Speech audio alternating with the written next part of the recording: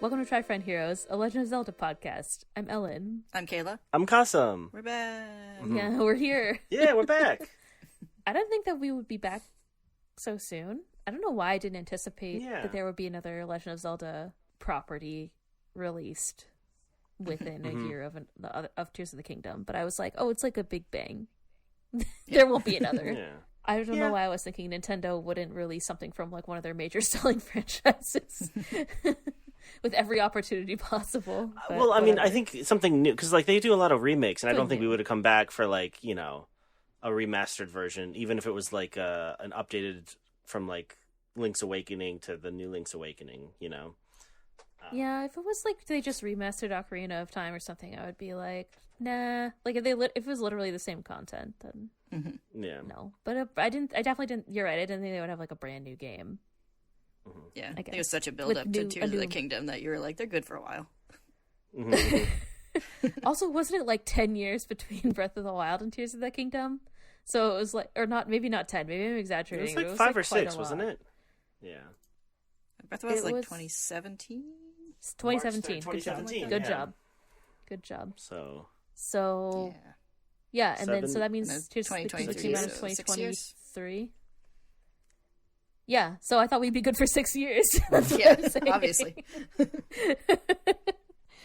Obviously. Anyway, we're back. It turns out we're back, which I'm excited about. I mean, I don't know. I like Zelda. I was happy there's a new Zelda game coming out, even though I definitely still haven't beat Ganon in Tears of the Kingdom. I mean, what? Who said that? I was like, I'll beat it. And then I was like, actually, I'm going to run around in the depths. Actually, I want to get this armor. Actually, I want to do this other thing. And now it's October 2024, and I still haven't beaten Ganon. It's like, it's okay. No one's waiting for you or anything for thousands Shut of up. years. Thousands of years. It's not even like hundreds of years like in Breath of the Wild. Like so many of the Zelda games have like long time travel. Although I somehow feel like Tears of the Kingdom had the longest. I think so. what was Skywards? That was only a couple hundred, right? It wasn't 1,000. Yeah, because that's still like present day Skyward Sword is still like the first in the timeline. Well, but in Skyward Sword, you go backwards in time. Yeah, you go back in time. Yeah, I know. I'm just saying that like it hasn't been like that long. Like it's not like Tears of the Kingdom is like present day is like the most recent timeline, and then like it's back to like before anything ever happened. I see what you're saying. Yeah. Yeah. Whereas Skyward Sword is like from like the beginning of the timeline to like earlier in the beginning of the timeline, assuming some vaguely connected timeline. I know there's controversy on that. I was gonna say, are you saying people think that Tears of the Kingdom and Breath of the Wild are like so far in the future, they're like at the end of the timeline? And then that means Tears of the Kingdom is so far back in time that it's like at the beginning of the timeline? Yeah, like I think they're kind of their own thing, but I think like I mean, I think that. they're like Tears of the Kingdom is like the farthest is like so far in the future that it's like nowhere near like the equivalent of any of the other games, because like you know the like the stuff with Rauru is obviously supposed to be like that like universe's version of the like the Sealing Wars with Right. like Ganondorf and everything, which is like you know way back at the beginning of the timeline and like Ocarina and crap. But Yeah. There can't be two Sealing Wars. yeah, so it's like that version's You hear me? equivalent of Anyway, speaking of brand new timelines and worlds, I feel like this is like kind of a completely different world and timeline in of itself in this game. So like a seamless segue to talk about Echoes of Wisdom, which is why we're here. Yay! So Echoes of Wisdom came out a few weeks ago at the time of recording. It came out September 26th. We're here in like early October. So this is just an episode to give our first impressions. We'll do like we did for Tears of the Kingdom. We're going to talk about our impressions without spoiling anything, and then we'll transfer into a spoilery discussion. And then I think we're recording in about a month. So in about a month, there will be a full episode discussion about Echoes of Wisdom. So look forward to that. I'm looking Get forward to excited. Let's fucking go. Let's talk our non-spoilery impressions. So don't spoil shit. In this Does that include things that were shown in trailers? Yeah, the notes that I all had was, I think it's like we can talk about things that were shown in the trailers. Okay. Your control. So the topics that I had were like, I was going to talk about the premise really quickly, control, like all the controls, how you feel about them, the graphics and style and sound and music and sound, just like your general overall impression, having played it so far without spoiling anything specific, and then we can talk about other things that weren't in the trailers. To be fair, I think I only saw like one trailer, so I don't know what was covered in all of the trailers. Yeah, same. There were some things that surprised me though, which we'll talk about, which I think weren't covered in the trailers. Yeah, basically the premise of Echoes of Wisdom is there are these, throughout the world of Hyrule, there are these otherworldly spaces that are called rifts that have appeared, and places, and also people like the King of Hyrule and Link, or whatever, an unnamed swordsman in green, have been sucked into the rifts.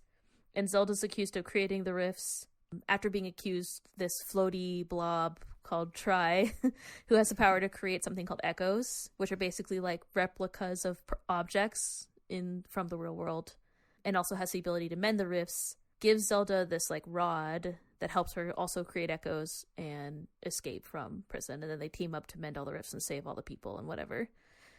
And that's the premise of the game.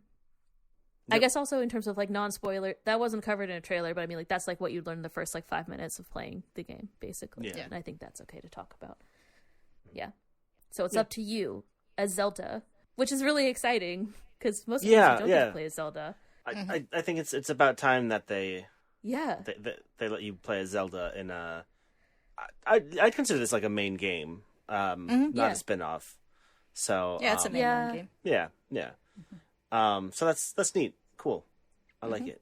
Yeah, you get to play as Zelda independently because there were a lot of other, or not a lot, there were several other games where you could like control Zelda, right? Like in the very limited Phantom scopes. Hourglass. Yeah. Yep. Like Zelda was there, and you Spirit Tracks. Spirit Tracks. Yeah, Spirit Tracks. You're right. Sorry. Yeah. Yeah, the train one. Yeah. The choo-choo game. Yeah, I think that's the closest we had to a playable Zelda in a mainline game before this was Spirit Tracks.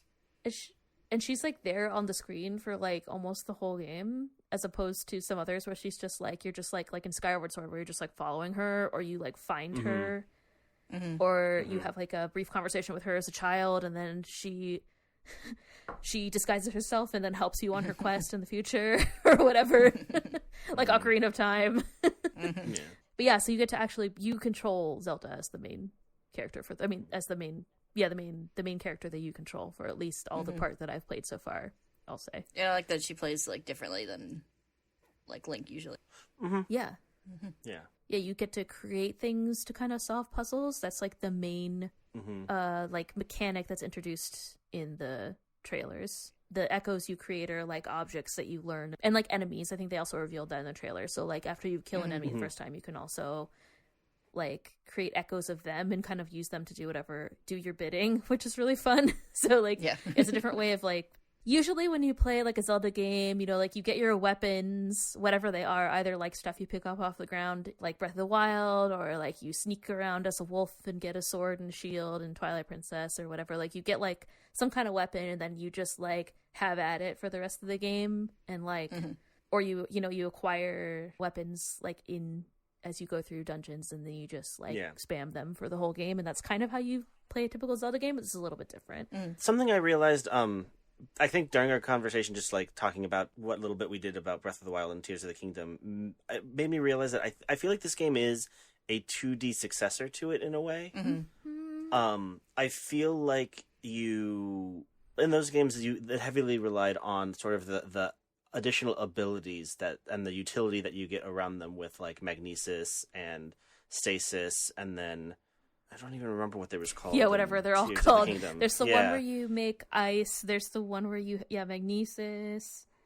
And then like I don't remember what they're called in Tears of the Kingdom either off the top of my head, but it's like you can pull objects. Ascend. Yeah. Yeah, ascend you can glue through stuff. things. Yeah. Ultra hand. Yeah, glue stuff together. And yeah, I think that this idea of you don't just have a sword and a shield, you choose sort of your weapon style. Granted, in those, it's usually still weapons, but it's, do you want a heavy sword? Do you want, something big and long? Do you want things that you can throw better, like boomerangs? Where this is, what objects do you have? And it gives you a lot more freedom to sort of, again, play differently and also approach. I can guarantee you the three of us probably entered the main areas from a different area, because you have the ability to just go over walls and climb trees and all that. So like where you went first, how you got to that area, different for each person, which is I think something that was emphasized with Breath of the Wild. I remember the trailers talking about it. That way. We probably all defeated the bosses differently too. Yeah, I'm really excited to talk about that. And I made a specific note. That's what I want to talk about the most in the spoilery discussion. So I don't want to, because I don't want to spoil the bosses and stuff. But I do want to talk about that because it's fast. I think it could be fascinating. Because I definitely choose to do certain things in a certain way, and I'm like, probably there's like a subset of people who do the same thing, but like probably not. Like your choice of what echoes you use can vary a lot, and like you can get very interesting results from them. I feel like in another way that this game's like a spiritual successor to Breath of the Wild and Tears of the Kingdom is like your echoes that you create also kind of like, if they're monsters and stuff, they interact with the world, or like monsters interact with them and stuff. So like you, rather than just going into the world and destroying a bunch of stuff, which is basically what you would do in another Zelda, like you go fight all the monsters in an area or whatever, like because you have to solve puzzles in a roundabout way, like the things that you create, they interact with their environment in different unexpected ways sometimes, I feel like, which is fun. Or different, like, sometimes you can expect what's going to happen, and then you're like, hey, that thing happened that I thought would happen, right? Yeah, If I use this echo, or whatever. Yeah. Yeah, it's another... Yeah. Like, I think Breath of the Wild and Tears of the Kingdom were both good for the, like, I wonder if factor, and, like, possess some more of that. You're like, I wonder if, and then you're like, I can. Yeah. So it's like, it has this, like, look and feel that's kind of like, it's like that like warped 3D style or whatever that we talked about, where it's like kind of sort of top down. The perspective of things does matter, which we can talk about more in the spoilers section, I guess. But like, so the orientation of things matters and stuff sometimes. So it's not like completely flat, but like you do have this like forced perspective.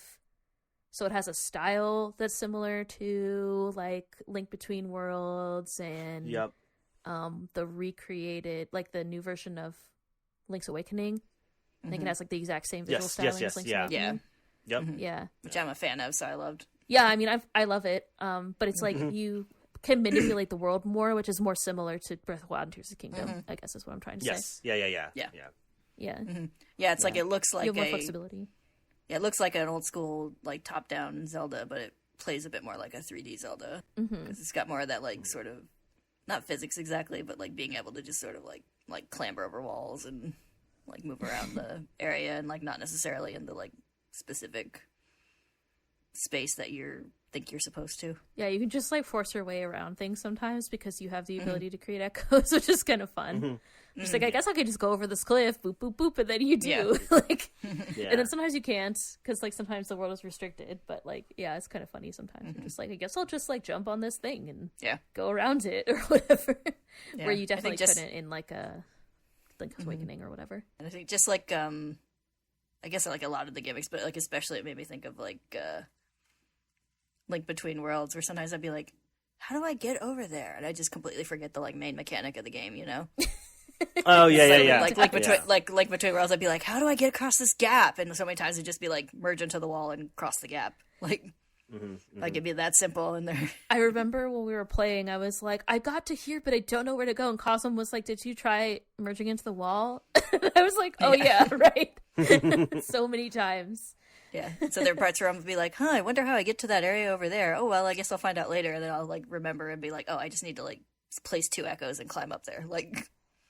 Yeah, exactly. I feel like my mind has been warped to, like, typical Zelda progression where you're like, oh, I guess I just don't have the tool I need yet. I'll come back later. Yeah. Exactly. And you're like, well, wait, I have all the tools. Yeah. Sometimes there are some things, like there was a couple things that I saw where I was like, I don't have a thing where I can do this thing exactly yet. But, like, 9 times out of 10, I'd be like, oh, I can just climb over that. Or, like, oh, I can just... Yeah, and it's not so much, like, waiting for a specific tool. It's, like, waiting for, like, a combination of things where you're like, I bet I can make this work. Yeah. Yep. Or finding, like, cool echoes and then being like, oh, I wonder when I'm going to use that. And then 5 seconds later, you're like, oh, I need that. I needed it for this. You do gain powers just like with every other Zelda game. So, like, you start out, it's not like you have this, like, you can't create infinite echoes up front. So that, and with some other powers that you gain, like you start with the ability to create a few, and then like in basically like every other Zelda game, you know, as you increase in strength, your powers increase. As you get more experience in the game, your powers increase too. Yep. So there's that too. I don't know about y'all, but when I started playing the game, the controls felt kind of weird to me. And I don't know if it's just because I switched my controls. Because, like, in Breath of the Wild, you can change, like...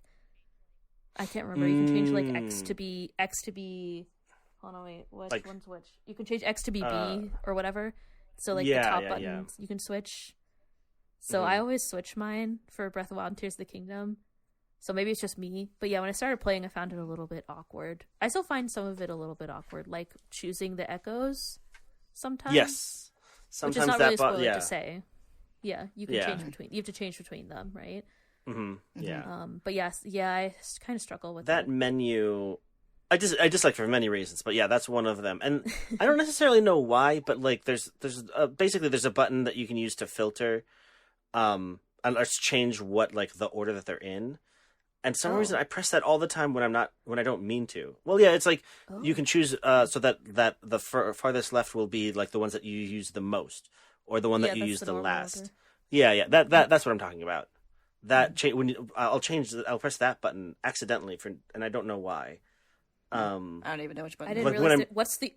I was gonna say, I knew it existed, alternate? But I've never like used it, so I've never. Yeah. I think because I think it's the same button as to create the echo. So I think I press the button, being like, okay, I select this one instead of just letting go of the button. Holding the menu. Yeah. Button.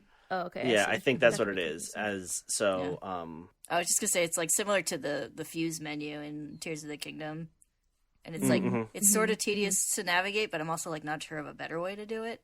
You know? Yeah, exactly. I mean, there is an option in like the you start can go into the menu. like, the I whole think menu, but yeah, you can go into like the whole group of them if you want to look through it. But most of the time, you're going to want to change it on the fly. So it's like one thing that they do have is they have a filter by type category, and maybe there would be a way to where it just orders them so that all things of a certain type are the same. And I don't know necessarily what they consider a type, if it's just like furniture and enemies, or if it's they go into more detail like flying enemies, and and I think it tries to keep things similar, like moblins with different weapons are all grouped together, but still, like, I don't know if maybe you can cycle through those so that you only have that selection. The enemy, I'm just looking at the type ordering. It's interesting. It's an interesting approach. I don't know how they subcategorize them. You're right. I don't want to say, because I don't want to spoil what kind of enemies are in the game, but yeah, it's interesting that you can. I don't know. It's interesting which ones they put together. Yeah. And then what order. But yeah, there's last used, most used, last learned, cost, and type. So cost is like how much of Tri's power you can use, just to be clear. Yeah, I've never messed with that.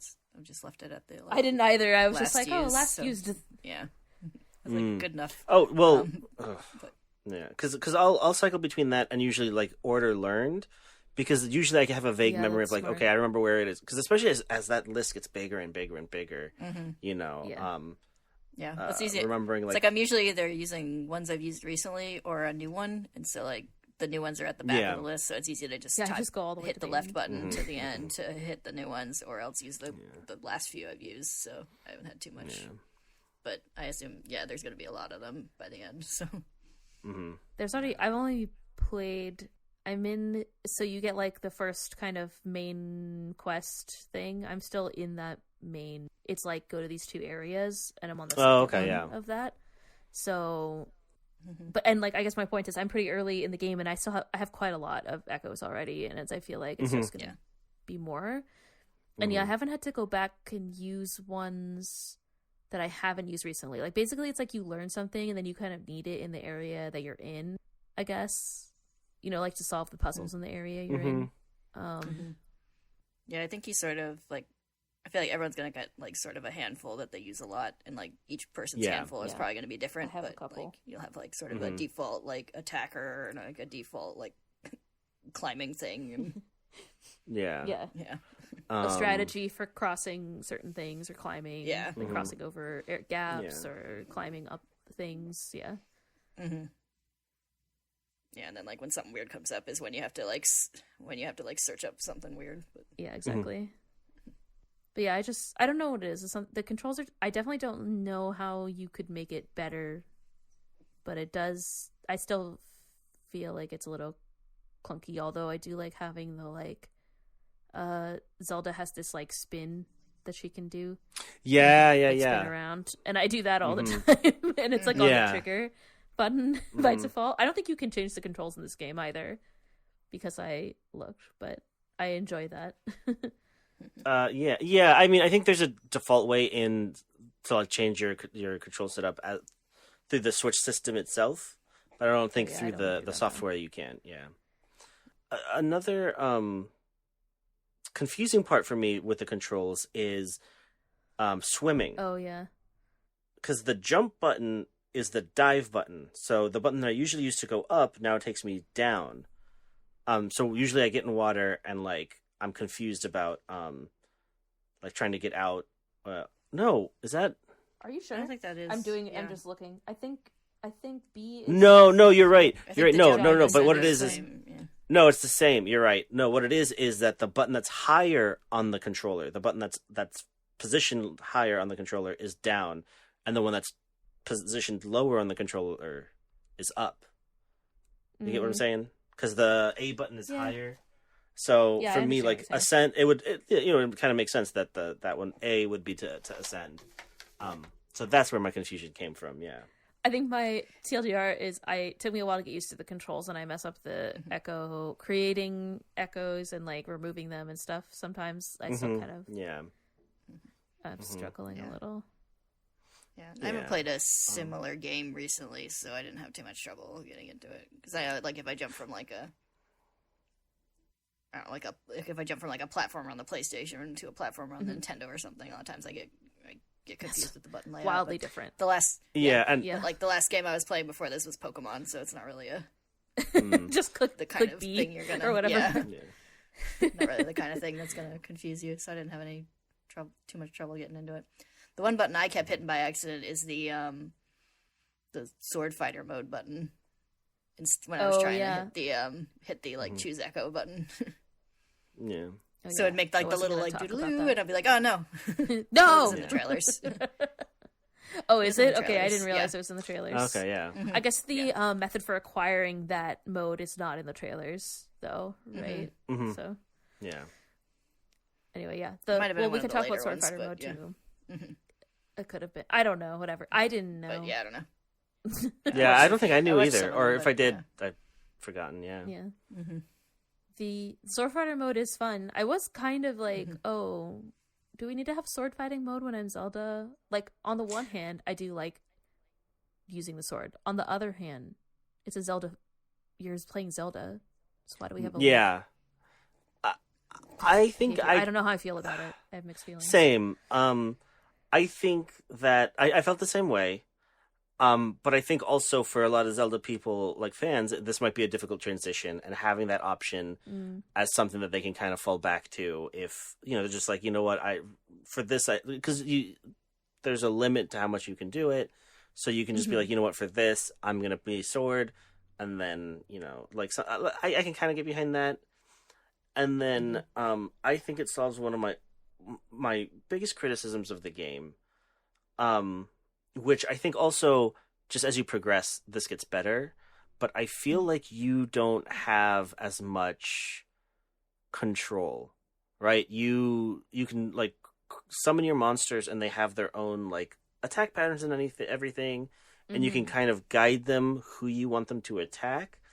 But, like, your ability to sort of like you're not really you kind of do that and like let them watch them do their thing, and it can be kind of frustrating when it's like early on. I feel like you have a lot less options.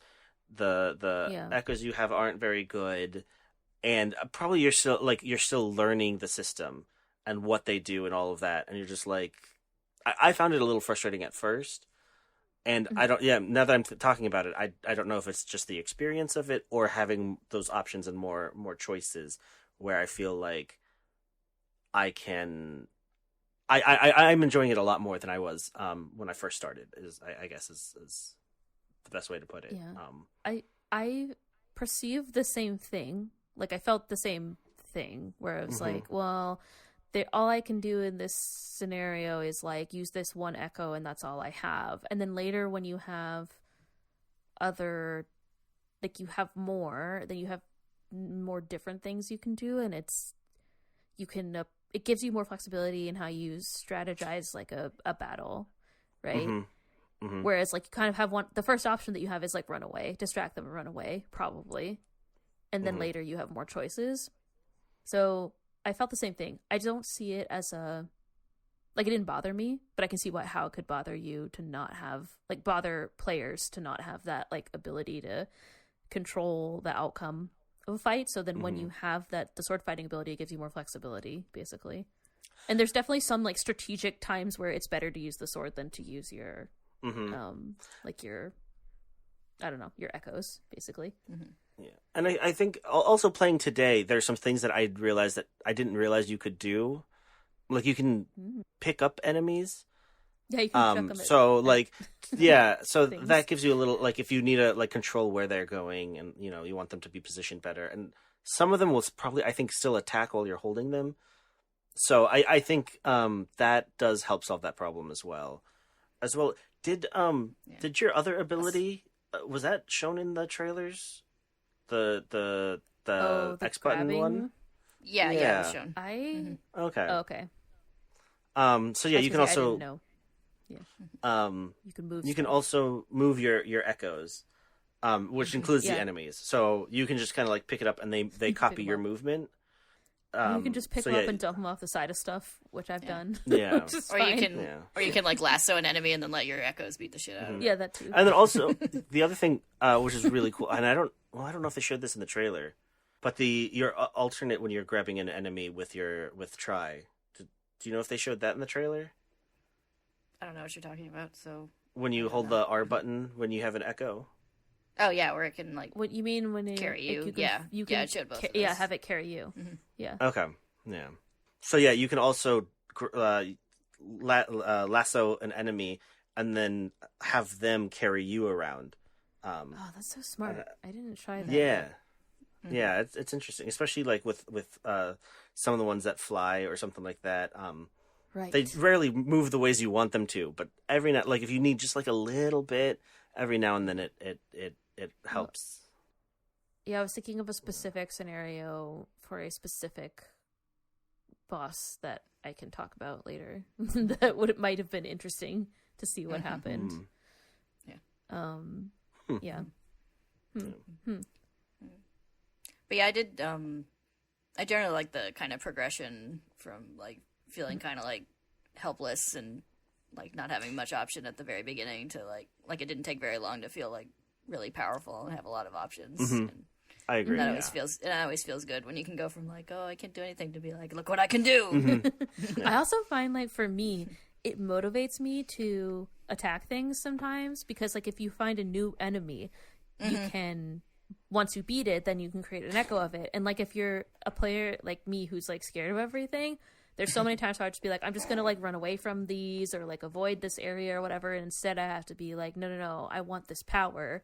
And so it motivates me to try fighting other new things, I think. And that it immediately levels you up because like those things are like maybe the monster's like harder to fight, but that means that it's stronger, right? Or like it has some kind of other advantage. So it's fun.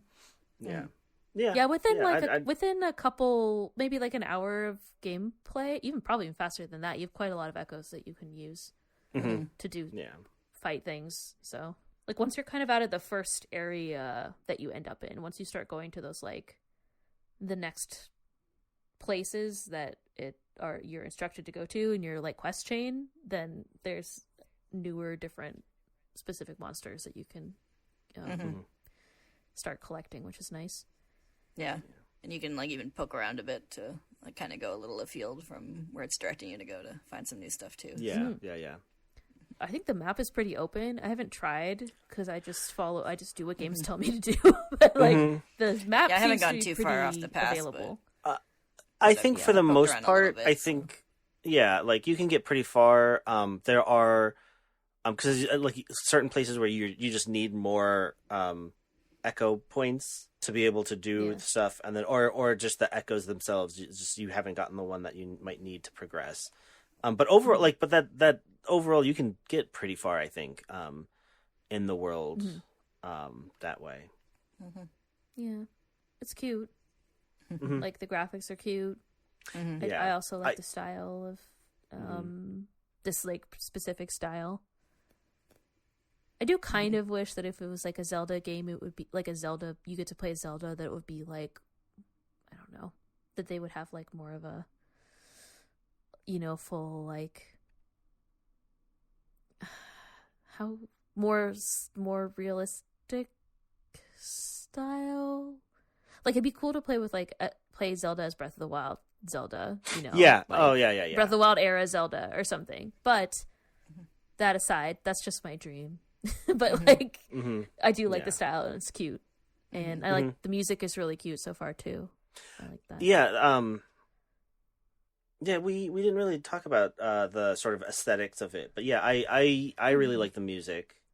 I think it's very jolly. And it's cute. I feel like Tears of the Kingdom is maybe not inspired, but same sort of feel. I feel like in a lot of it. And then some of the instruments that they use. There's a certain part in the I guess it's the Hyrule Overworld theme, probably is what it would be called. But I get a very Ghibli-esque vibe from it. Do you know what I'm talking about? I don't know what you're talking about. A certain segment of it where just every time it comes to that part, like, it makes me think of a Ghibli movie, and I don't know which one.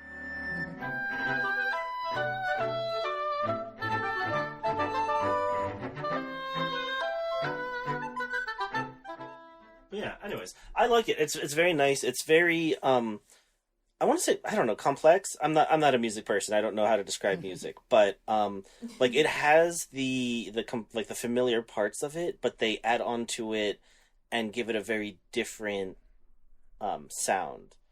Where like I feel older Zelda games had a lot of the same sounds, and it was just kind of like a little more remastered, a little higher quality. You add a little something there, but like from one iteration to the next, oftentimes like there was the same kind of main part. Whereas this, like you see like more of an homage to it while like updating it completely. I feel. Does that make sense? Yeah, I agree with you. I don't know how I would describe it, but I agree with you. It's like the music. It's definitely like Zelda-esque, but it's not the same. There isn't like exactly the same themes, but with new instruments or whatever. Like this one definitely is reminiscent of all the other Hyrule Field themes, but still not the same rhythm. And then I'm also thinking of certain other places like that you visit, and they have like maybe they choose to use similar instruments, but the melody is a little different, or they use like a similar melody. Yeah, I don't know. I can also elaborate on what I'm talking about in a spoiler when we talk about the places that we've been. But yeah, I agree with you. I like it though. I think it's cute, and I feel like I like the choices of instruments. I also agree with you that some of the choices of the instrument sounds that they used are like similar to Tears of the Kingdom. Like they brought back that like saxophone-y sound or whatever that they used in Tears of the Kingdom. Well, okay, no, actually, that'd be more spoilery. So I was gonna say, do you have like what's your like general impression before, and then we can move on to maybe spoilery discussions. Yes. I'm out of things to talk about that are not spoilery personally. So I suspect, I don't actually know how far I am, but I'm probably close to halfway through, I think. I believe that. Yeah, I found that. Again, the beginning, it was a little rough to get into. The controls felt a little janky. Like, I liked the concept. I felt like, okay, they have a good base. I want to see them do something more. Like, I feel like they could really expand on it. But then as I got through more and more, I was like, okay, you know what? No, I'm enjoying this a lot more, and I think my initial review was a lot less favorable than it is now that I'm, far enough. I do feel that, like, yeah, as you said, there's some things that we just kind of gravitate to that we just use a lot, and then others that, like, we have so many echoes that, like, how many of them do we actually really use? And I think some of them I feel like have very little use. That I have. Oh, well, I have. Okay. Some of them. Well, I just thought of something that I forgot that it has a different use than what I usually use it for, and that's probably what because You're spoilers. stuck on I'll talk something? about. No. Or, I'll when we're talking about spoilers and stuff, I'll. But there are some things where I just like I don't know how different is it truly from something else, other things that you have, like basically I guess you can get like a couple different statues, for example, but what's the difference between a statue and a boulder? like again, it looks nicer, but functionally is it any different? And like stuff like that where I think there is a lot that's nice to give you a little bit more freedom of like if I just want something, just an obstacle in the way, I can choose what it looks like. But even then, like the enemies, I feel like there's a lot that now that I have other things, like I don't find a use for them. And there's just a lot that I might go to, and it's just you need them to like level up, right? Like so you have to get like the small ones, the easy ones first, and then you use those to get the bigger ones or whatever. So it's like maybe you don't use them as much, but you do need them to build your collection of echoes. And they are like they have different uses in different environments and like different scenarios, I guess. But yeah, I mean you're right. It's like I usually pick the most powerful thing that I can like create for what I need, I guess. Or again, like just the cheapest thing that I can create a bunch of that are the most effective, right? Like like you have a bunch of things that you can put a bunch of them out, but I generally go towards one or maybe two or three for each cost level of like, okay, this is probably what I'll pick.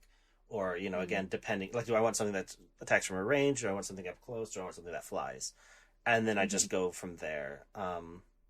Although I guess there's potential for that to change as we keep playing. Things might have more than one use. Yeah. Like, I don't know. Like, more than... Yeah, I don't know. I can't describe what I'm thinking of without it being a spoiler, without getting into spoiler territory, but, like... Yeah, I feel like you have some things that they could be used in a different way than how they're originally. It's like you collect them to use them a specific way in a specific area, and then maybe you could use it in a different way somewhere else. I guess. Yeah. It goes more for like objects than enemies, but I think enemy interactions also. There are certain things where that the ways the enemies interact, I think can make them better. And they have sort of a cohesion to them. And again, that's more spoilery if we want to get into the specifics. But I think, as you get more echoes and as you just get more ability to use your echoes efficiently, I think there is more strategy, and the things that you can do changes, and things that you were using one way, you now have like, well, now I can use it this way. So. Yeah, I mean, again, it's. I think part of it is that this is our first impressions, and as we keep playing, we're going to kind of figure out more and more to the depth of what your options are and all that. So yeah. Kayla, what's your general impression so far? I like it a lot. I haven't gotten super far in it because I was traveling this past week, but I really like the once you get a couple echoes under your belt, so you have a little more options. I really like the sort of how it kind of makes combat kind of puzzly, and like the kind of the whole world is kind of puzzly, like Everything's a puzzle. It's just kind of a fun way to navigate a Zelda game, and like I like it had we had some of that in like Breath of the Wild and Tears of the Kingdom, but you could also kind of like brute force your way through a lot of things. Yeah. So it's kind of fun to be how do I approach this with like like almost every encounter in like dungeon room or whatever. Yeah. It made me think of one more thought. What do you think because like when you summon an enemy and it dies, or you use an object and then it either breaks, disappears, something happens, you can just put another one down immediately without any sort of cooldown. So like if you just put some very weak enemies and you spawn it right in front of you and it instantly dies, you just summon it right back. And I don't know if that's sort of the responsibility of the player to like, if you don't like that, don't do it, or if you think that's a problem with sort of the mechanic. Do you think it would be better if there was sort of more of a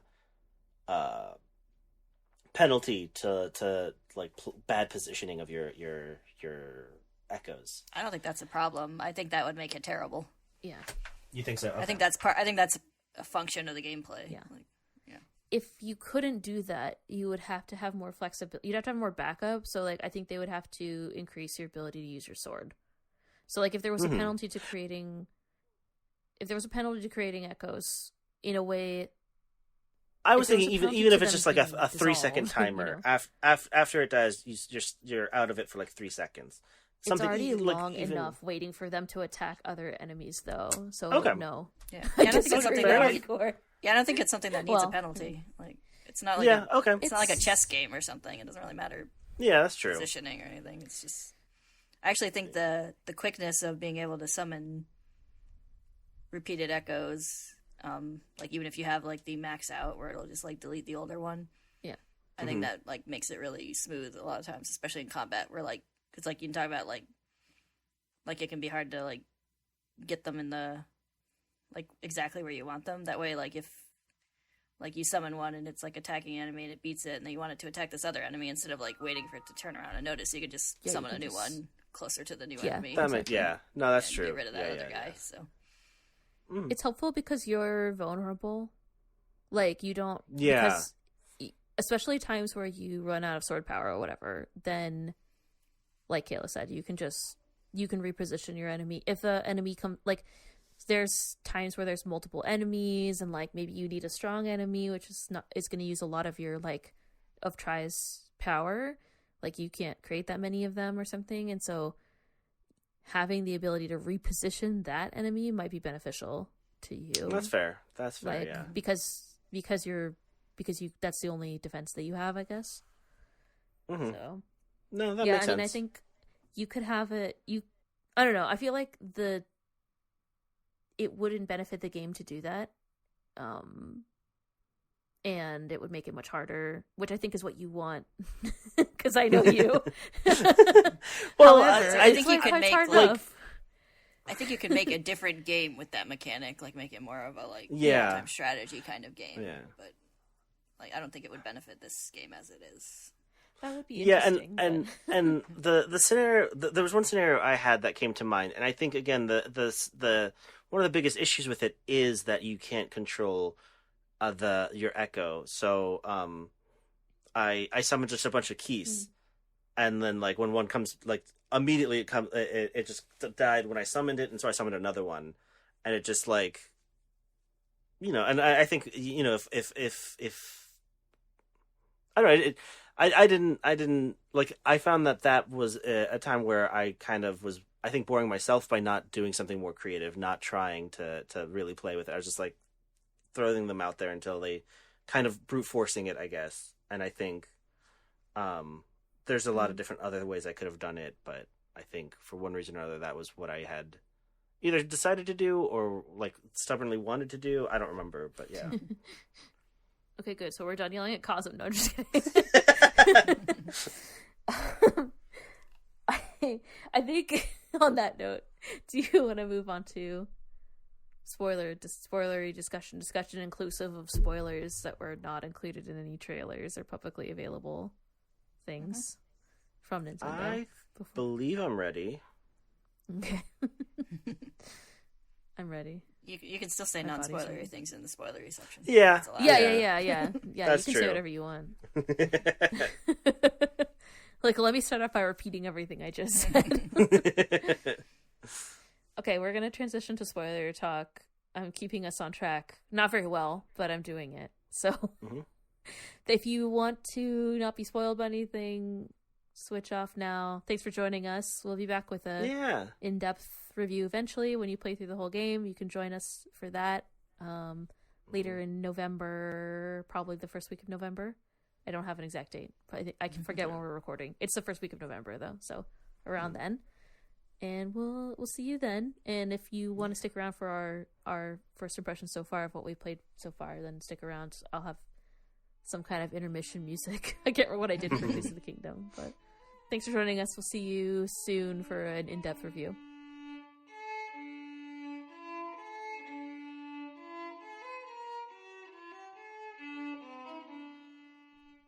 Okay.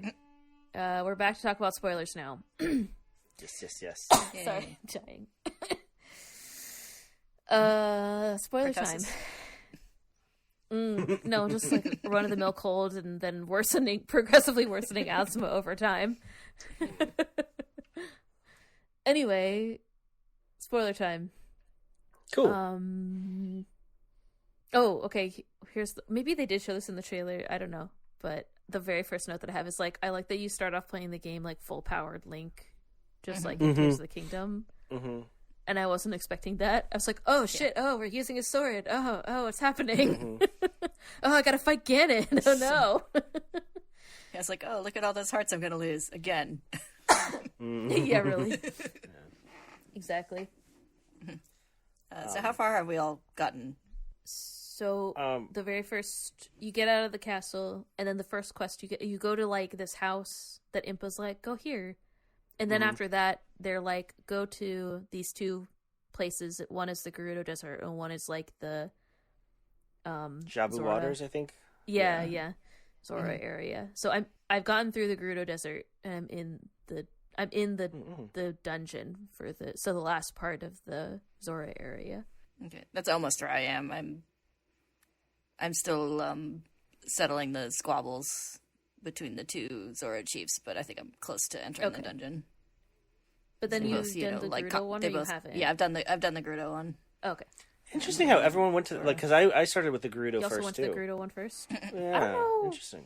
It was like yeah, that is interesting. I mean, going to the left seemed like I do think it did seem a little closer. Yeah, Closer? At least the Neva like the map isn't really that big. Like one other thing that I noticed is the map. It's not as big as even Link's Awakening, from what I remember. It seems small. smaller than that. It's definitely smaller than like Link Between Worlds / Link to the Past. I'm pretty sure, yeah. I feel like the layout is similar though, where it's like the desert on the bottom left, which I'm pretty sure is similar to Link Between Worlds, right? Yeah, I believe. I'd have to look, but I feel like it's always like desert on the left, water on the right. At least that's what it was like before. I mean, I guess it's similar to. It's kind of similar to Breath of the Wild and Tears of the Kingdom too. Yeah, the castle's always in the middle. I think it is. The desert is there. Anyway, whatever. Yeah, it's definitely based on the Link to the Past. series. Yeah. A lot of styles. I think it's bigger than yeah, the you're Link's right. Awakening map. You think I it's think similar? part of it that makes it hard is there's a lot less screen transitions. Yeah. So I There's feel like like no screen transitions. It's just Yeah, it's like it's hard for me one to big map. transition It's to a the Switch. Yeah, it's like it's hard for me to compare it to the like the older games because of the screen transitions. But I Yeah. think it's bigger than the Link's Awakening map. Oh, I guess I meant big. I think it's smaller than Link Between Worlds. But maybe it was just harder to go across. I don't know. Like go around the map. Maybe it's not. Maybe I'm just imagining. Maybe it just feels fast because you can go everywhere because you can climb over shit. Yeah, I think there's that. Without the screen transitions, I think you don't realize just how far you're traveling sometimes. Yeah. Yes, that's true. And yeah, because I'm looking, at the Link's Awakening map, and like the zones seem small if you look at like what's there. Like you have one major building in each area that's and like a path to get to it, whereas in here you usually have like a couple places that you can go with like rifts. Yeah. You have like usually a side quest in another building or something similar.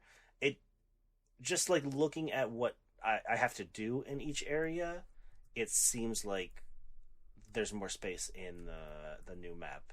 But I could be wrong. I don't know. But the Link Between Worlds map is also similar, where it's like the desert's on the left and then the water's on the bottom right.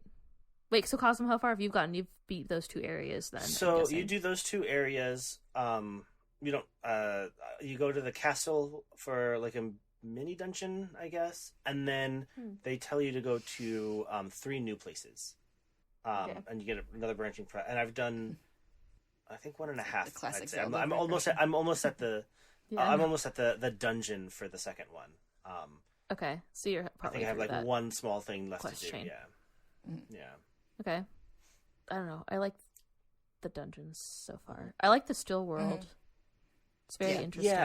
Yeah. And then I think I don't know if that was shown in the trailer, so I saved it for the spoilers to talk about the still world specifically. It was not in like great detail, but they did show some of it. Yeah. At least I don't think the main trailer. They may not have shown it because. I think some of the later maybe longer. Yeah, playthrough trailers. Yeah. Gameplay trailers or whatever they call them. Yeah. It's very neat. It's very surreal. I like how this stuff is like the land is like sometimes oriented weirdly. Yep. Like Kayla and I are in the same place, like in the Jabu Jabu area, and so there's like in the still world, there all the water's like sideways and stuff sometimes, which is cool. Like the land, because the land can be like oriented, not just flat when it's sucked into the rift, which is kind of cool. Yeah. So it makes the platforming fun. I know I'm not the only person who's made this connection. I think I've seen other people talk about it, but in the like Sinnoh Pokemon games, there's like the Distortion World, which has a lot of like weird gravity stuff, and like you like ride waterfalls going upside down and stuff, and it reminded me of that, but more advanced, obviously, because we're on the Switch instead of the DS. But it reminded me of the Silent Realm, but not horrifying. Yeah, because you have to go in and collect like Try's friends, so it has these like. You have to like platform around and collect the little glowing blobs, and it's like, it's just like the Silent Realm, except you're not being constantly. There's not a timer on it. You just get to run around. Yeah, and you don't have like horrifying industrial chase music. Oh, yeah, and you can actually attack, right? Yeah, you can. Because it wasn't the Still World. You didn't have any weapons. In the Silent Realm, you don't have any weapons. In the Still World, you can do whatever you want. You still have all your powers, which is nice. I saw a parallel kind of with the still, because there's areas where there's rifts that aren't necessarily part of the main objectives. You just go there and you increase Try's power, and to me it feels kind of similar to like shrines and dungeons, where the real big difference is one's story relevant and longer, but otherwise they're more or less the same. Which, well, I mean, themed. Yeah, I guess there's more difference between them, but like, that's sort of how I've sort of seen it. Is like these other rifts are kind of replacement for the shrines. You agree? I don't know. I haven't done any of those, but they you haven't. Okay. Are kind of. I mean, they're shrine-esque. All of the Still World is kind of shrine-esque in that you have to use your powers to solve puzzles. It's definitely I feel like this whole game is definitely geared toward people who like doing dungeons and shrines, basically, because it's like almost all like you have bosses, but everything else, most of the way you interact with the world is through like kind of having to problem solve with your echoes, which is very much like collecting things in the dungeon and organizing them, or like pulling, like in Wind Waker, you have all the puzzles where you like pull the boxes around until they fall and stuff like that. All those kind of like physical space puzzles. Like a lot of the still world is like that because you have to platform up to wherever you need to go. So, so yeah, I don't know. I like the still world. I like how it's all weird and drippy. Also, aesthetically, yeah, everything is goopy. Yeah, yeah. I love the name of it too. I love the still world and how like each of the zones is called like stilled and like stilled Gerudo Desert or whatever. And it's like it's the right kind of like I don't know, unsettling.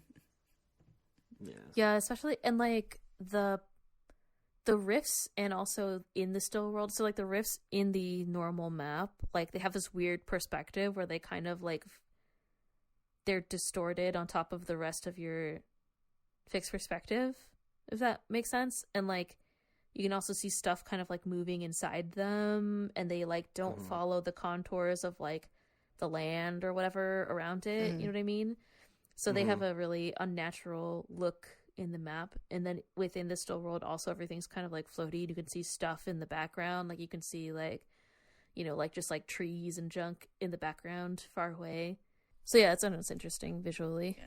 And then it's all purple and goopy, and I like that. Yeah. Another, like where was the evil train? You know what I'm talking about? Oh yeah. There's like the whole like psychedelic evil train world where you fight the train in the Spirit Tracks. Oh, I can't remember what it was called. Anyway, yeah, it's purple. Obviously means evil, glowing purple, right? Yeah. Yep. Anyway, another reference to a different game that I don't think either of you have played. It also reminds me a lot of the Void in the first Dishonored game, which also has sort of like fragment. It has like sort of like fragments of the like the real world that are just sort of like floating like weirdly. Well, now I'm more interested in playing Dishonored. I'm not gonna lie to you. Yeah, click on the link. Oh, it does look like that. Yeah. Agree. Yeah. Yeah, and there's like bits. There's like chunks. And there's like that stuff floating in the distance. And... There's even a whole whale. I mean, yeah, there's lots of... The whales are like kind of supernatural in Dishonored, so they're like actually like swimming around in the background. Well, Dishonored's great. Everyone should play Dishonored. Clearly. When I was making my notes about what happened, like my little quick 5-second summary, I was like, what are these called? They're called voids. Is it a void? I was like, oh, the rift. And then I had to like look at everything up. It's like, is it the silent realm? No, it's not the silent realm. It's the still world. Or the dark world? No, the still world. And I have this list that's like, well, it's kind of like the silent realm, but it's not scary. It's kind of like the Twilight realm, but like it's not like a whole world. And then it's kind of like low rule, but like, and the dark world, but then it's like not really the whole world. You know, like those are all like alternates of the whole map. This is like just chunks of the map. Yeah, I kept wanting to call it like the depths or the void, like in my head. It's like it's not the depths because it's not, and then it's different from no, just depths, like the name of it, literally underground. Like, yeah, I know. Yeah, not as like a comparison. It's just like in my head, it was like the depths, the void. No, it is the rifts, like the rift. Yeah. Then I didn't even include that on my list because like, well, it's like not really like that because the depths is an actual physical place, whereas these are not physical. Yeah, Zelda like loves its like dark alternate versions of the world. And alternate versions of characters, like Dark Link, and then all these other multiple characters in this game. There's like evil characters everywhere who take over. Yeah, they're from, which is an interesting question. I have questions about what Ganon's plan in doing that was. It's like, why are you trying to suck the whole world into the rifts? Like, is that anyway? Whatever. Like, yeah, I don't know. We'll find out, I guess, what his evil scheme was. But the need to then take over people, and then those people, like the imposters from the rift, their like motivation is to keep the rift, like let it spread. So they do things to stop, like to enable it spreading more. That's what it seems like. Like there's like the king and whoever gets sucked in, his ministers or whatever. And then there was like the Gerudo advisor got sucked in and then was an imposter and was like, no, don't listen to Zelda. Just do what I say. I know everything about the rifts or whatever. At least that seems to be their motivation. And then there's also like, I have questions about the story and like the motivations where it's like also kids get taken into the rifts and then they come out, they can escape. Like there's this backstory that's like Link or like the hero in green, the swordsman in green. He's like sucked into the dark world and then he comes out and that's why he doesn't talk. And like everyone who's been sucked into the rift doesn't talk or whatever. Well, the still world, not the dark world. It says his name is Link, but yeah. Oh, okay, never mind. Sorry. I took it to mean so Link is a hero, and I think he is able to move around like Zelda can in the still world. Right. And he may have been closing the rift, or maybe being able to at least save people out of the rifts. Mm-hmm. That's what I took it to mean, but. Yeah, but then there's like that other rando Gerudo person who is like NPC that's there. I think it might be she was in the rift. Because Tri talks about how like whatever the species is, I don't know, the triangle fairies, whatever they are. The fairy things? I don't know what they're like called. that. Like their job is to like mend the rifts and stuff. So maybe like before it got all out of control like this, there would like small rifts would pop up, but the fairies would fix it fast enough that the people weren't swallowed permanently. But there was still like damage. Could be. Mm-hmm. Yeah. But then where do the fairies come from? So I think like people used to come out of the rifts on their own before it got maybe all out of control with Ganon controlling it. Could be. Yeah. Anyway, I have questions. The questions need to be answered, but I'm sure they'll be answered somewhat, at least through the course of this game. Oh yeah, I forgot to say that Pig Ganon is back. Yeah. Or whatever, his sort of like boar form or whatever. Yeah. It's like, oh, classic Ganon. Mm-hmm. Yeah. Well, along with that, I was really pleased to see the classic Zora. Oh yeah. And the newer Zora too. Because like, this was like a similar to Link to the Past, and they had the classic ones there. So when they said Zora, I was expecting to see them. And then when there was also the other kind, I was like, oh, that's cool. That's neat that they kind of are now just accepting both of them existing. Mm-hmm. Yeah, weren't they were both in like one other game. I think it was like one of the seasons games, or like the ages and seasons. Or I can't remember. Was it that they were both in the same world, or one was in seasons and one was in ages? Do you remember? I think they were both in the same thing, because I think. Oh, interesting. I don't remember that, but yeah. Yeah, like I think the rivers were still like mostly enemies, but I think they're like the sea Zora were also there. Oh yeah, the Zora, the anthropomorphic Zora. Well, I guess they're all anthropomorphic, but the sharky head ones were also there. So yeah. Remember? Mm-hmm. I like that they're like involved in the like. Them being together is required for the plot, though, where they're not one's just not like a enemy. Yeah, Like I like that they get along and like cooperate. Well, even in Link to the Past, wasn't it like once you did something, they were like, "Oh, I'm so sorry, Zora. I've been very angry and just upset," and they stop attacking you after a certain point. Does that happen, or am I wrong? I think they still attack you like away from their like homeland, because I think they said like, "Oh, there's still some like." Jerks out there or something, but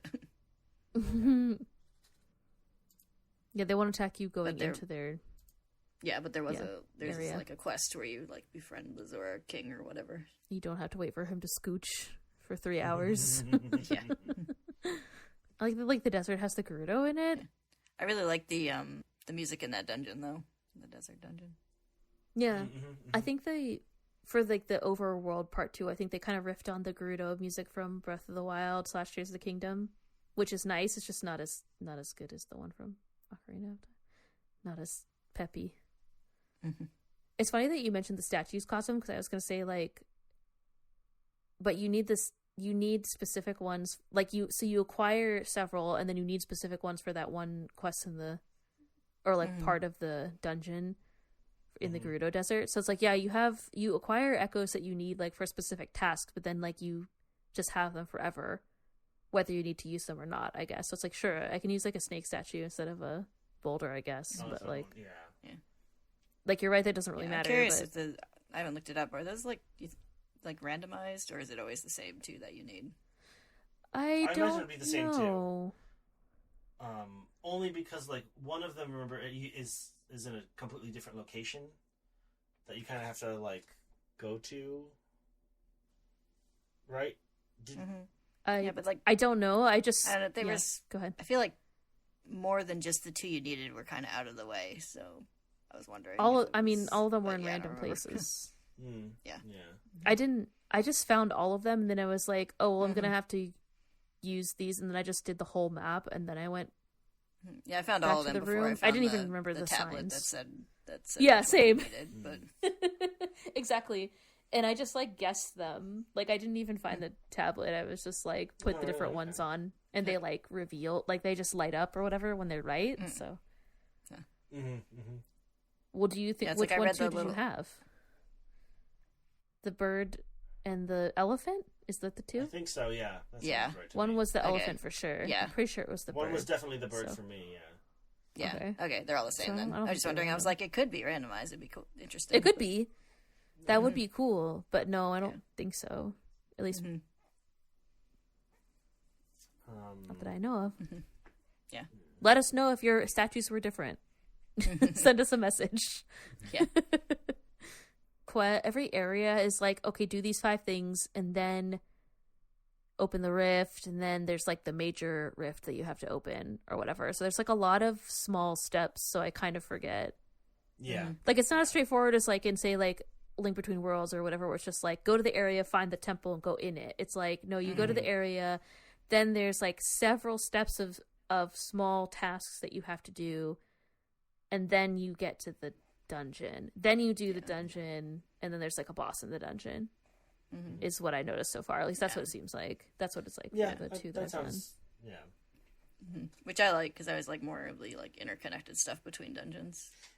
Yeah, I agree. Yeah, like that's why I like way back when I wore down and couldn't finish Link to the Past, because it started just being like dungeon. I'm like, oh god, I'm so tired of these dungeons. Yeah, well, and it's like 14 or whatever, because there's like 7 in the overworld, 7 in the dark world or whatever. It's like quite a lot. All look the same because of the limitations. And then of it's the like hardware because at the the time, fucking exactly, it's like the same enemies, and like they look slightly different. Yeah, like damn it. Yes, it's like I like having some, that was some a stuff lot. to mix it I up mean, if you had dungeons an and Zelda NES games. and then you had a SNES and you had like 3 games, I could see it being entertaining for a long time. Yeah. But, like, Yeah, it was brutal. Yeah, these are like, it's definitely like more, there's like less dungeons but more quests, I feel like, than other games that we've played, where it's like, I mean, it's kind of similar to like Tears of the Kingdom structure or whatever, where it's like you have like some pre-tasks that you have to do, and then that opens up the main like temple, I guess. Yeah, and you're like a bit more involved in like the like story and characters of the like local region or whatever. Yeah, I do like the whole shoujo anime that unfolds between the Zoras that you're killing. You're talking about, where it's like you have to like get them to make up in their fight. Oh, I really love the fucking the fucking zombies are back. What are they called? Why can't I remember? Redeads. Yeah, the Redeads are back. I was like, how dare you bring this to this game? So and like they're and especially early on, they're hard. Yeah, they got a lot of like health. They do. I had like a Dark Knot though, so I just sent my Dark Knot after them and just like stood back and was like, it was just it's that you, especially early on, you don't have a lot of strong enemies to fight. You don't on have that much power. Yeah, and then they freeze like them. You don't have a lot of so just tribe power. Yeah. So I would try to position myself in a way that the monster is between them and me. So like hopefully, and usually like the monsters will go after your echoes, which is really nice. Like they aggro on your echoes usually. So, and then if they don't, you can kind of like position yourself so that they do, but yeah. Because there have been times where I want them to aggro on me, because I need my Echo to wind up and do its attack. And I've been able to do that too. So I think they kind of go for whatever's closest generally, is my guess. Because that's I've been able to do both. Yeah. Okay, there was one other thing that you mentioned before that I wanted to talk about that I just thought of also because we're talking about enemies. But you're talking about how like you can use tries like the X power to attach onto enemies and then have you follow them. And what I was thinking was like, this is a mild spoiler for you, Kayla, probably, but like when you get the Zoras connected again, they go to try to calm down Jabu Jabu, who you see throughout that process, right? And then you have to fight him. So there's this part when you're fighting Jabu Jabu where the water is like Jabu Jabu's moving the water, and I was like, oh, I could have just attached onto him instead of like having to avoid getting sucked into the water or whatever. You should try that, Kayla. See how it goes. I don't know if that would work, and but that'd be awesome. And then he also swims around, so like maybe you could just hold on to him. Like I don't know if it would be beneficial. But now that you mentioned it, I'm like, oh, he may be an enemy you can't latch on. Yeah, I was like, I'm not sure if it works for like big bosses. But... I don't know. Maybe. Yeah. But it would have been. I feel like it could have been interesting. Yeah, because the very first boss, you can only lasso onto his little orb, the ball that you have to pull. I don't think you can lasso onto him in general. He has a ball that you have to pull. I don't even remember. Earlier on, we were talking about defeating bosses differently. Yeah, I didn't know you could do that with that first guy. So wait, what ball? What are you talking about? This is the very first in the Gerudo thing. No. Before that, it's the stone hands. Oh, yeah. I just beat the shit out of him. Mm-hmm. Like, oh yeah, no. I don't remember what I did. Yeah, I used sword fighter mode, and then I just sort of like jumped on him. Like when he like slams his hands down, you can climb on top of his hands and then get up to like his shoulder or whatever. When the ball moves up there, because you don't have the that's arrows how I beat him. yet, right? No, you only have the sword. No, you wouldn't have it then. Yeah, you'd only have the sword. Yeah, and then afterward, I was like looking up something, and I saw someone talk about how like, oh yeah, you can pull the thing out like the like those like square guys in Tears of the Kingdom. I was like, oh, I had no idea you could do that. Oh, so you can just pull the ball? I clearly recognized that you have to attack it. Hit the ball. Yeah, exactly. But I just used my sword and I used echoes, but I can't remember which echoes I used. Mm-hmm. Yeah, it's like I thought the challenge was just like getting up within reach of it, and so like first it was like, oh, am I gonna have to like climb on echoes? But then I was like, oh, I can climb up his hand and everything. And then, like, so what I did was and then I looked it up later on and saw that you could pull the ball out. I was like, oh, I had no idea you could even do that. Smart. Yeah, I just would use echoes to distract it, and then you could like get close to it and hit it. I feel like, and it would like smack its hands down and stuff. I don't know, but I definitely just slashed the shit out of it probably. Mm-hmm. Yeah, like that's what I was thinking of specifically when I said like we probably defeated the bosses differently.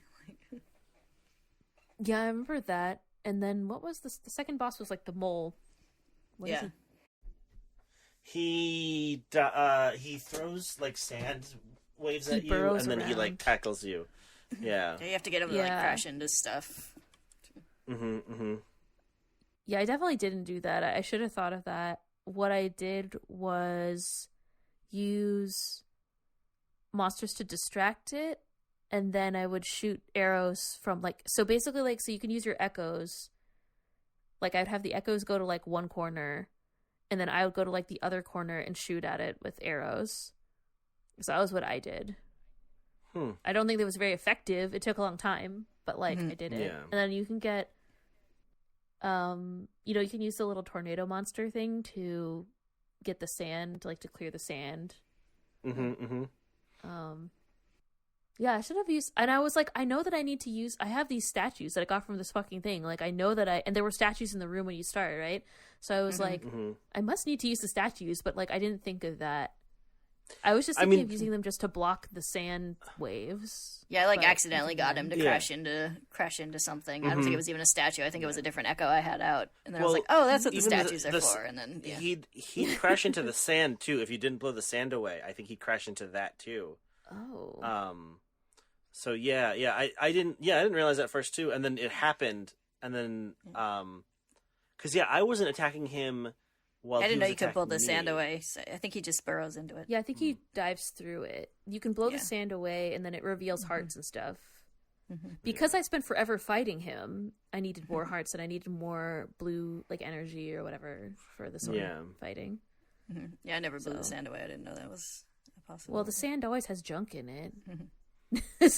I mean, the takeaway, from piles of sand always have crap. Oh, you mean the piles of sand? Okay. Yeah, the piles of sand, not all the sand, because there's the goop. It has the quicksand and then sand, right?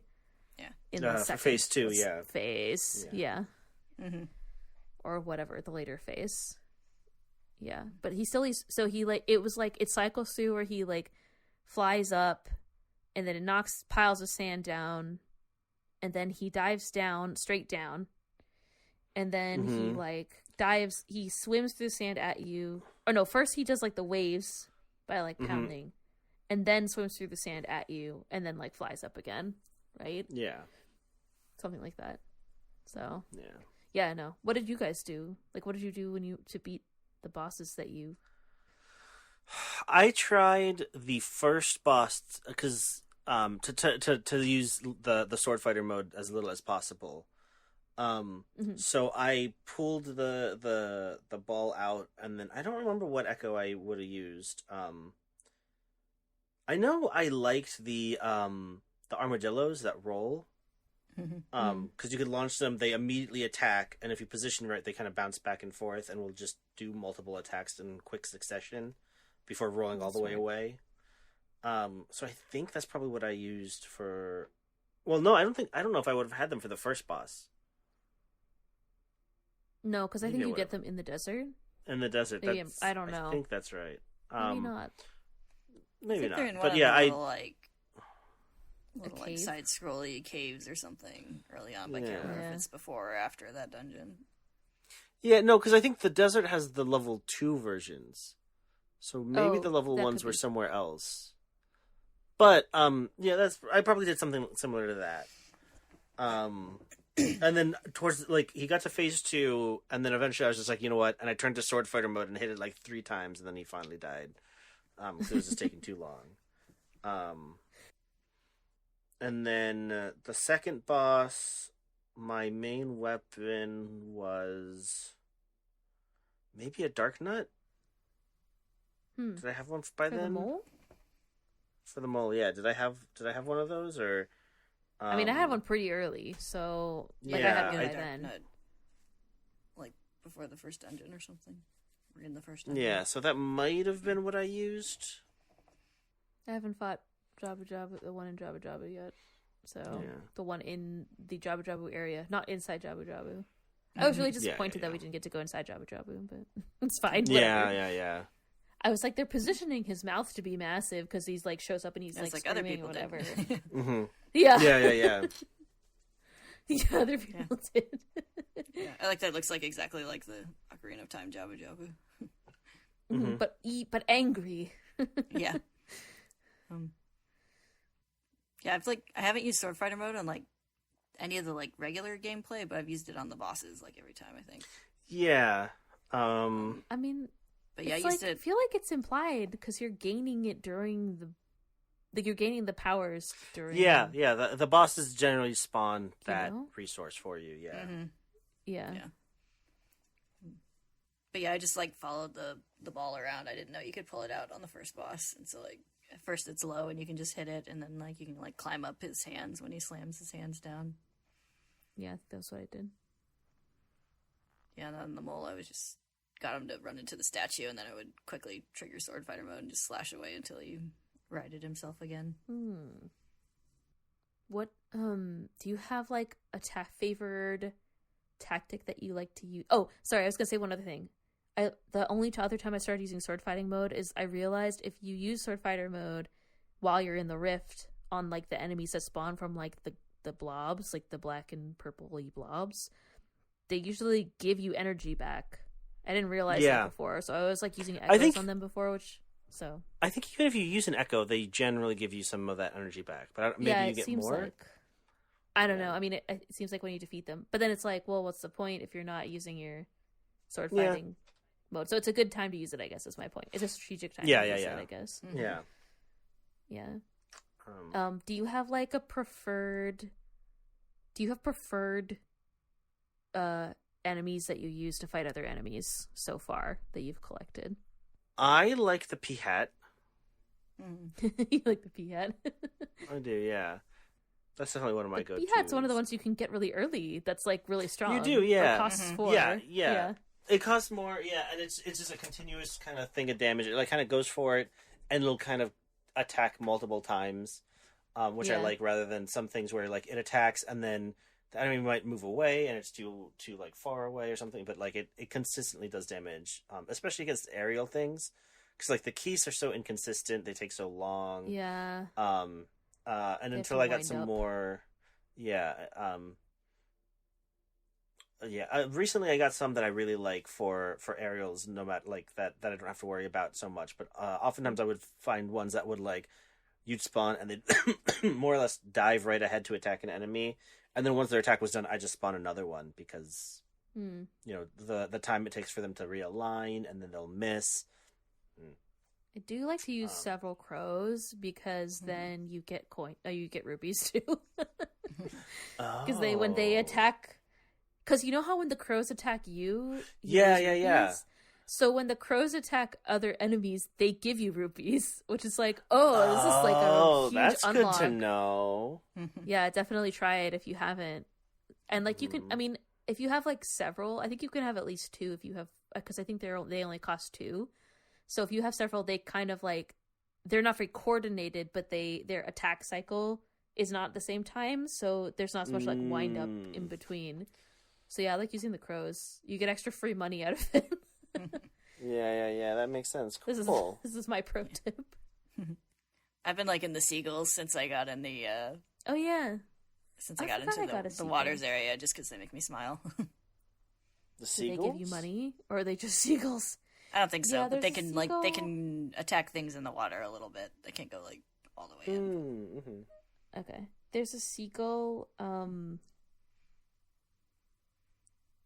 It's basically like a reskin of the other bird. Like, yeah, you can get it in the Zora, like in the ocean area. Mm-hmm. Yeah. But yeah, I also like the peahat. Oh, and the albatross, is that the seagull? Probably. There's a lot of funny names for things in this. Mm-hmm. Yeah. But yeah, I like to use like as many snakes as possible, as many ropes as, I guess they're technically ropes, but they're snakes. You know, like have like 4 snakes fight a like a whatever piggy monster, bokoblin. I can't even remember what they're called. You know, the main piggy monster. I think they're called borbolins now, right? There's moblins and borbolins. Moblins. Yeah. Well, because I noticed that, and I thought that was interesting. That they changed the name. Yeah, there's like I feel like there's a couple things that are slightly different. Because it's like the moblins are the more bulldoggy ones, and then the borblins are the more piggy ones. I guess I could, if you use your own Redead, does the scream still affect you? No, I haven't tried it. So. Probably not. Ooh. Well, that's enticing. It's the only enticing thing about them. Yeah, I also like the peahat, and I was using the like the club moblin in the desert for a while because like its little like jumpy motion when it attacks was pretty useful because it would like clear a lot of distance and would go over gaps and like, sometimes miss like the like counterattack when it was like the enemy was first trying to attack it or whatever. But then I found out a Wolfos, and I've been using that a lot as sort of my main. Yeah. I got one of those recently. Enemy. They're very Ooh, I need to find that. I found like a big shark in the ocean. I can't remember what it's called. Yeah, the shark's pretty nice. It's like, too. when am I going to use the shark? I tried using the shark on Jabu Jabu. Wasn't a very good tactic. Pro tip for you, Kayla. Like, I mean, it wasn't bad, but it just wasn't very good. You know what I mean? Like, I don't He's know. the king of sharks. He's like a big fish with big pointy teeth. I guess shark are fish, so that's technically true. Shark are fish. Shark are fish. Mm. Don't make fun of me. Cartilaginous fish. Yeah, they're non-bony. I always thought of Jabu Jabu as a whale, but I guess he could be like a big fish. I mean, I don't know. He kind of... No, I mean, I he's a guess whale, isn't he? He has like an anglerfish thing, though, doesn't he? And some only of Wind them. Waker, I think. Wind Waker, he does. Yeah, which is like his like descendant or whatever. Oh, he has a crown. I was confused. He kind of looks like a fish. He has like fins. The Jabu Jabu in Echoes of Wisdom has like fin thing, like on the side of his head, which a whale probably wouldn't have. We all know the windfish is a whale, not a fish. Yeah. Oh yeah, he does look. Oh, This Jabu Jabu has such a snout. The one from from Ocarina of Time. I think I just always thought of him as a whale because of like, you know, the whole going in a whale's mouth thing is going such inside? a like cultural thing, yeah. but he does look more fish-like.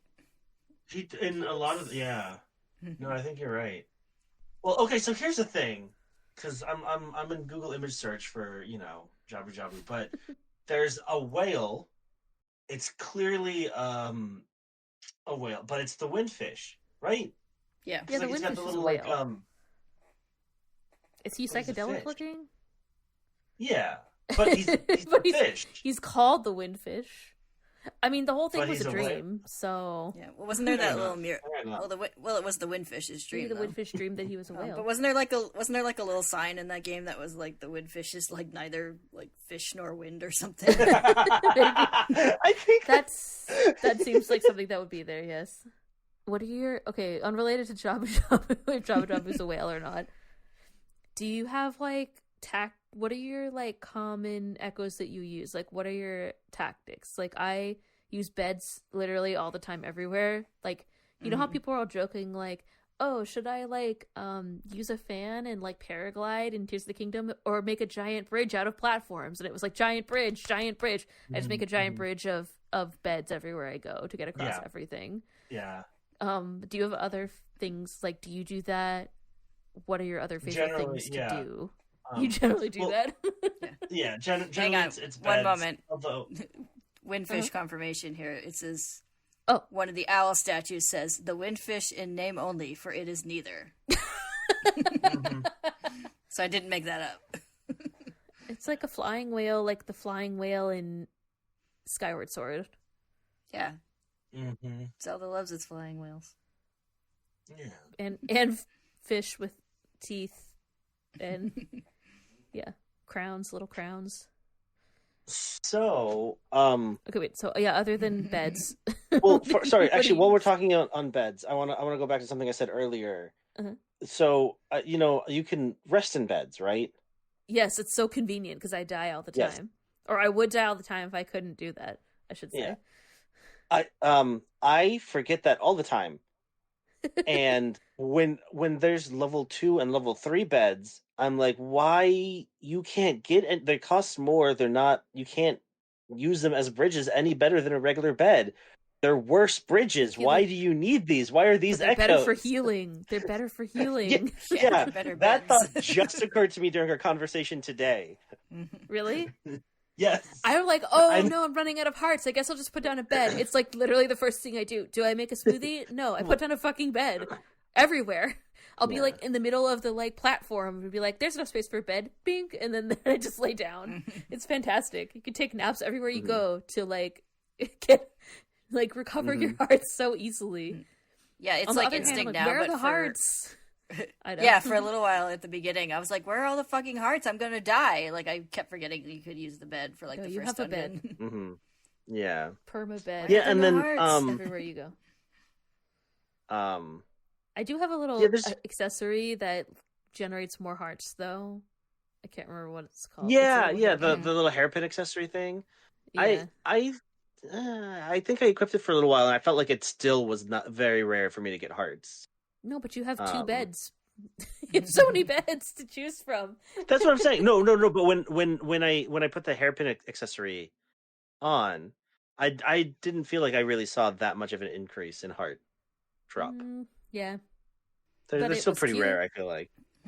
Yes. Yeah, Although I you used can't that really one see for it a because little you're wearing bit, a little and hood. But yeah, I used that one for a little bit, and then I switched to the one that like gives you more monster parts or whatever, and then I switched to Yep. the Zora flippers. So that's what I've got right now. Since yeah, I I have have the the flippers water right area. now.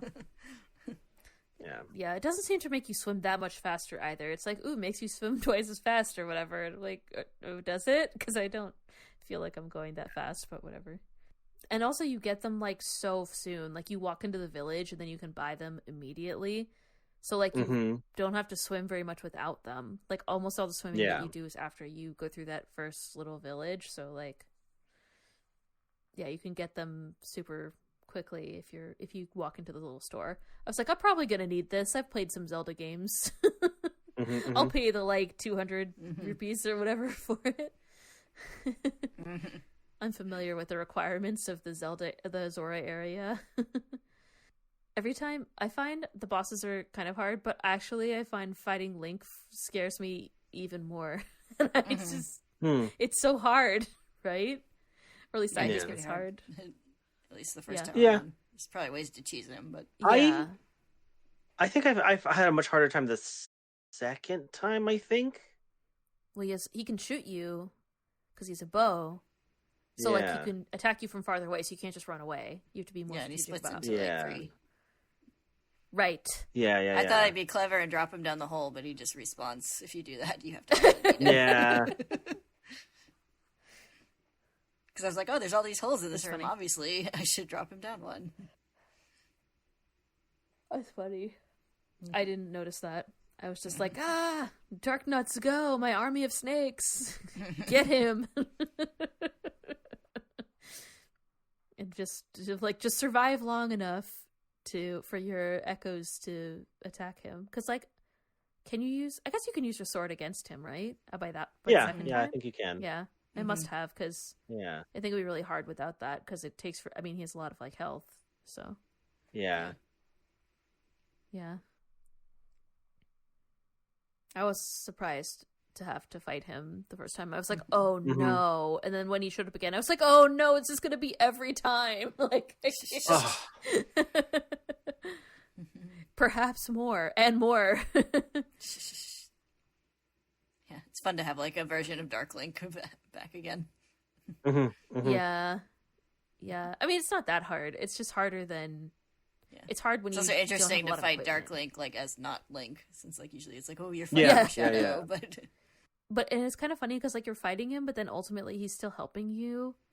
So plot wise, it's interesting, I guess. Like, I do like that you still get. I mean, like I enjoy the concept of the echoes, but I do like that you still get to just like slash things. That is still fun. Yeah. I can see. I feel like I can hear the argument, the debate. You know, like at Nintendo, it was like, but do we need to give them a sword? And then people were probably like, we probably need to give them a sword. Like, you know, I don't know.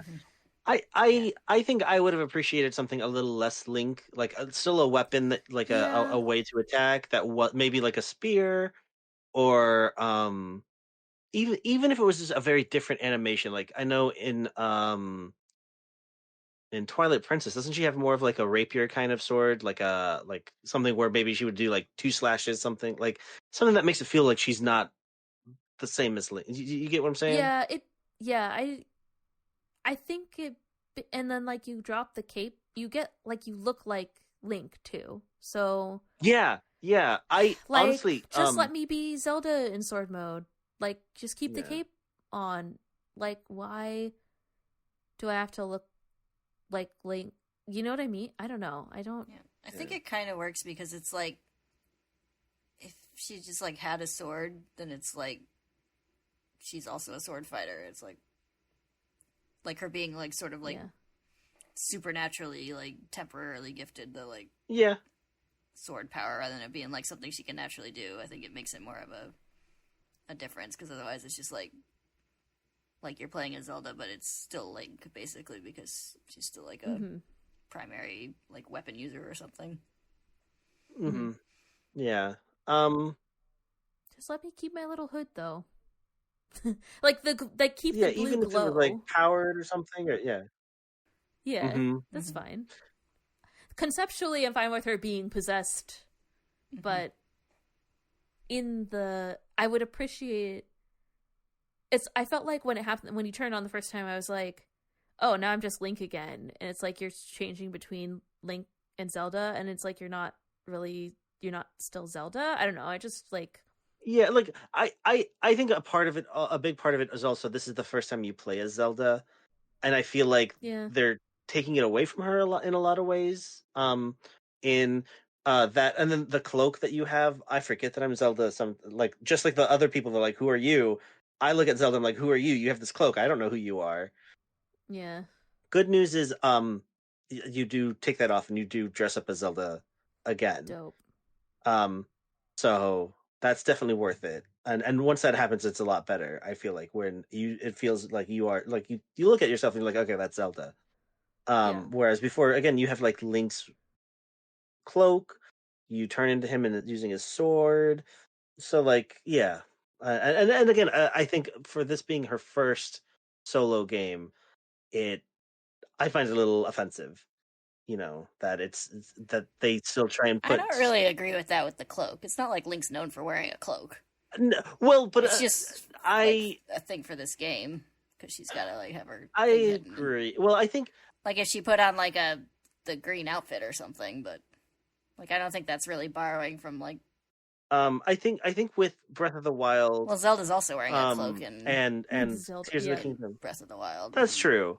But yeah, I mean, but you don't get to see her. Like she's very obscured with the cloak as well, which I think is part of the bigger problem. I don't see that. You don't think so? No, looks like Zelda to me. Just has a cloak on. I don't have a problem with the cloak. I have a problem with the look while being possessed by the swords. This power of the sword. It's like, just let her keep her cloak. Like she should just look the same, but be blue and glowy. Mm-hmm. Like you literally look like Link. Yeah, I'm not gonna say that I have a problem with it. It's like if you're gonna have Zelda as the protagonist, have Zelda as the protagonist. Like commit to that. Well, yeah, I would appreciate it more. I think. I still love that we're playing as Zelda. Like I really appreciate and enjoy that. But it's like, let her have a fucking sword too. It's fine. Like, she doesn't gotta look like Link when she's using a sword, I don't know. That's my hot take. No, I agree. I think also, because when you I agree. When you take the cloak off, when you take the cloak off, I think in the blue mode, you do just look like the blue Zelda. I don't think you look as much like Link. Although, again, like with your pose, right, with the sword and shield and all that, like it looks a little more like it. But I think it's you can see her hair a little bit more, and like it definitely seems a little more her. One other weird thing about it's unrelated to the appearance of Zelda, but Zelda goes to like the Gerudo and she's like, I'm Zelda, and they're like, that's weird. It's like, don't you know who your princess is? Like, right. Are there that many people in Hyrule named Zelda? Like, it's just really weird. Like, I get that they're like, I don't know. I guess it's funny in like Breath of the Wild, they're all like, have you seen Link? And it's like they're talking to Link, which is really funny. But in this case, it's like, I thought everybody knows she's wearing the cloak so that she's disguised. But then she's like, I'm Zelda. And they're like, interesting name. And then they like, you know what I mean? It's not like they're like, oh, we can't believe you're in hiding, princess. Like, I don't know. It's just really weird. Like, it's kind of, I don't know. I think it's silly. Like, why? I get what you're saying. Yeah. I mean, I think it's strange. I think. Did the Zora like recognize her name though? I haven't gotten far enough to see if it's like the revealed, but Gerudo, they act like it's familiar, so it's like maybe the Gerudo are just like super isolated because like they usually are.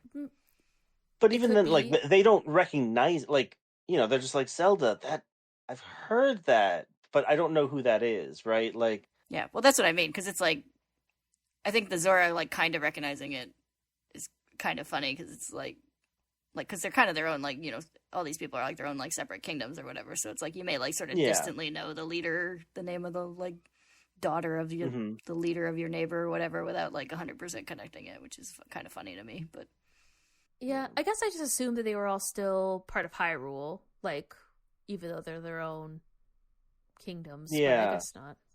Yeah, I mean, I might think they might technically be, but like they obviously govern themselves. I guess clearly, I'm just basing it off of more like Breath of the Wild and Tears of the Kingdom, I think, where they're like very much like, oh, we know about Zelda, but I guess they could still be, I don't know. Yeah, I guess they're independent.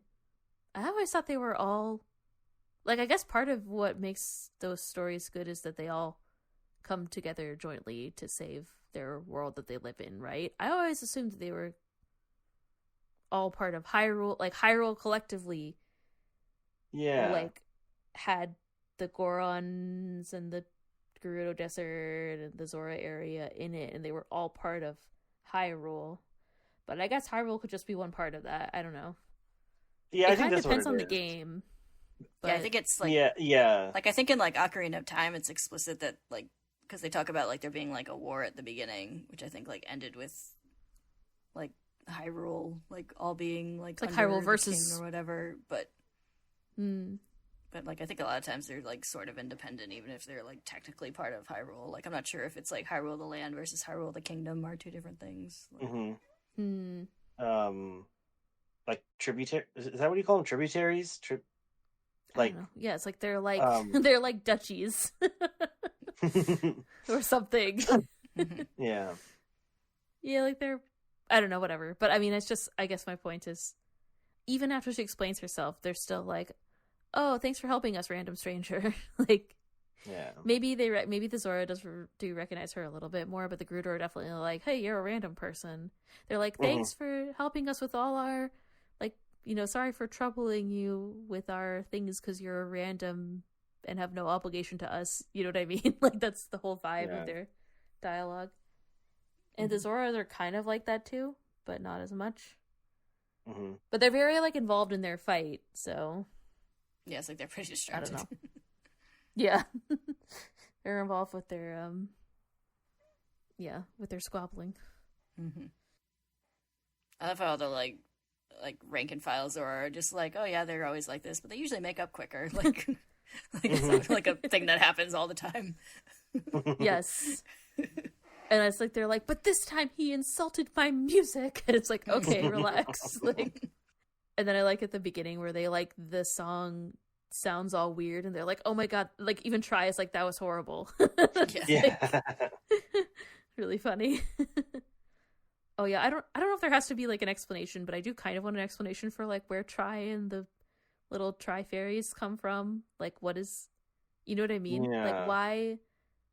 What is the origin of these? Are they just like there all the time? Like, I don't know.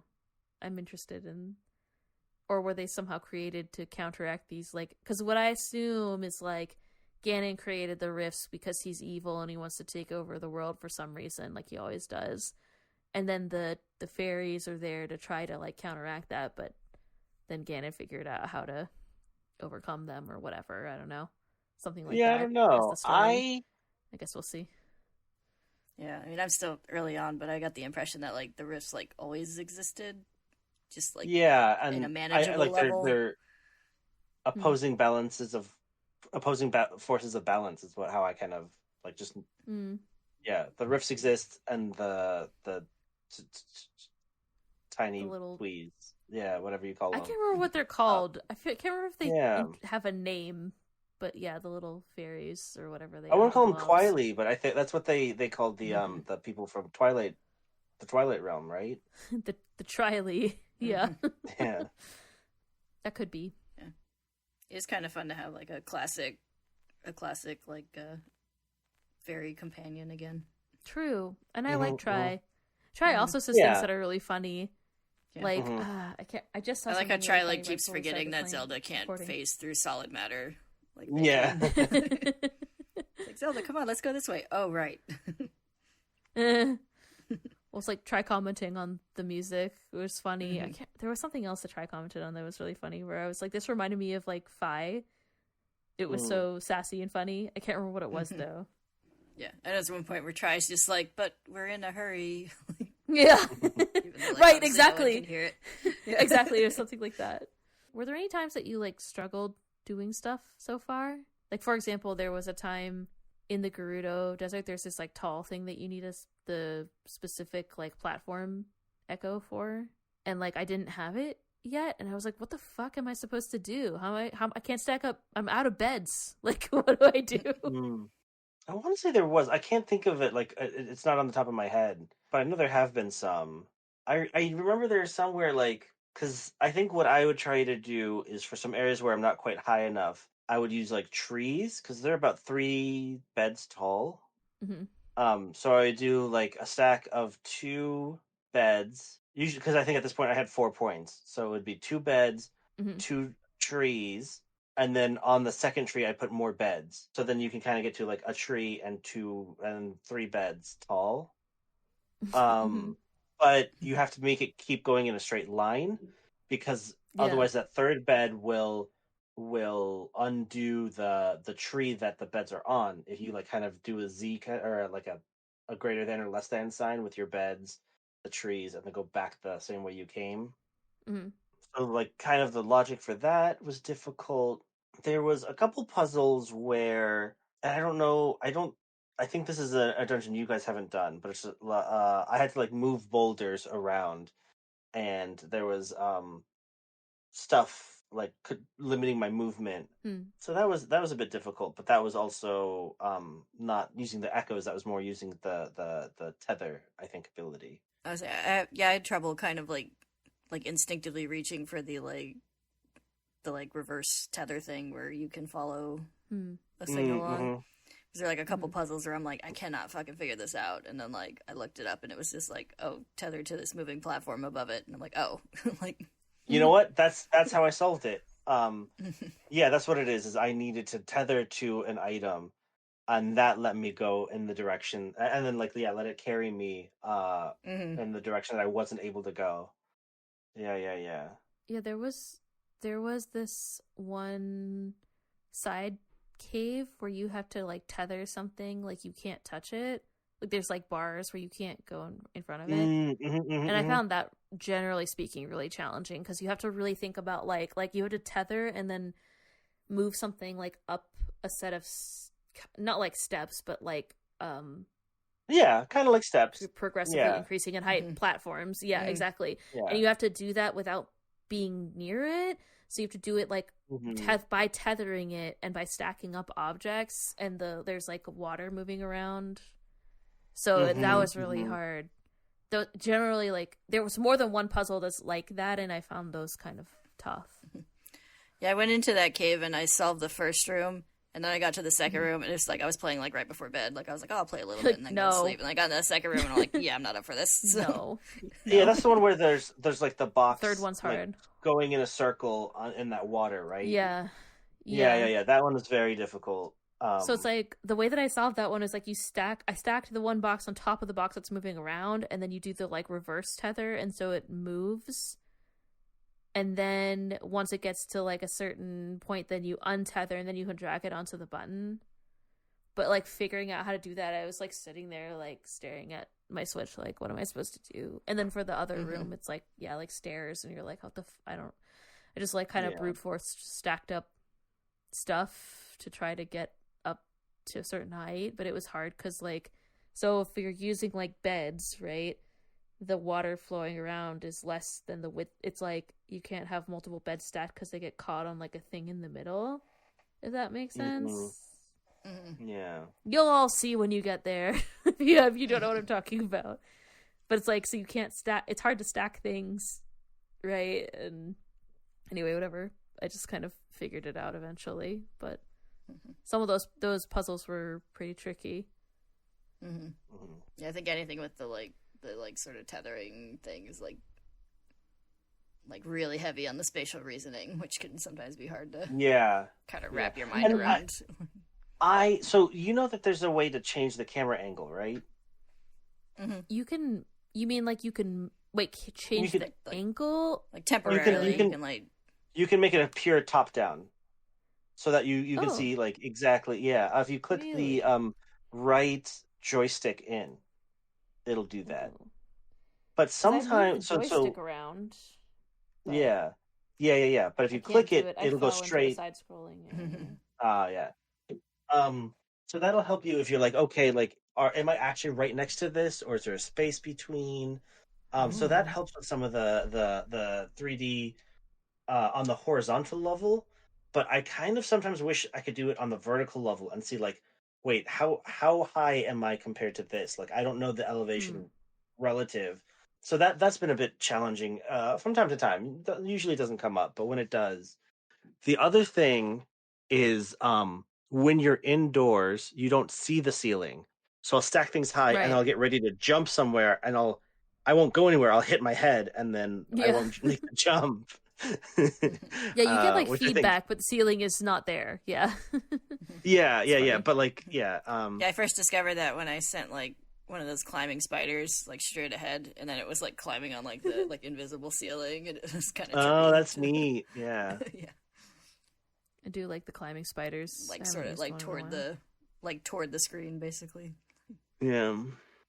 But The I want to another thing try that it. we kind of alluded to that I know that we wanted to save for the spoiler section was like some of the combos of like now that you have more tri power and things Mm. cost less, are there things that you're using together that you weren't before? Hmm. I still use my army of snakes as much Yep. as possible. Yeah, they're fun. But like I use like I still only have four, so yeah. Yeah, but you've gotten to the point where things cost less too, right? I've only tries only not at level 2 yet. So there's Oh, like a really? bar that goes up. Yeah. Yeah, So I assume that that's what will make things cost less.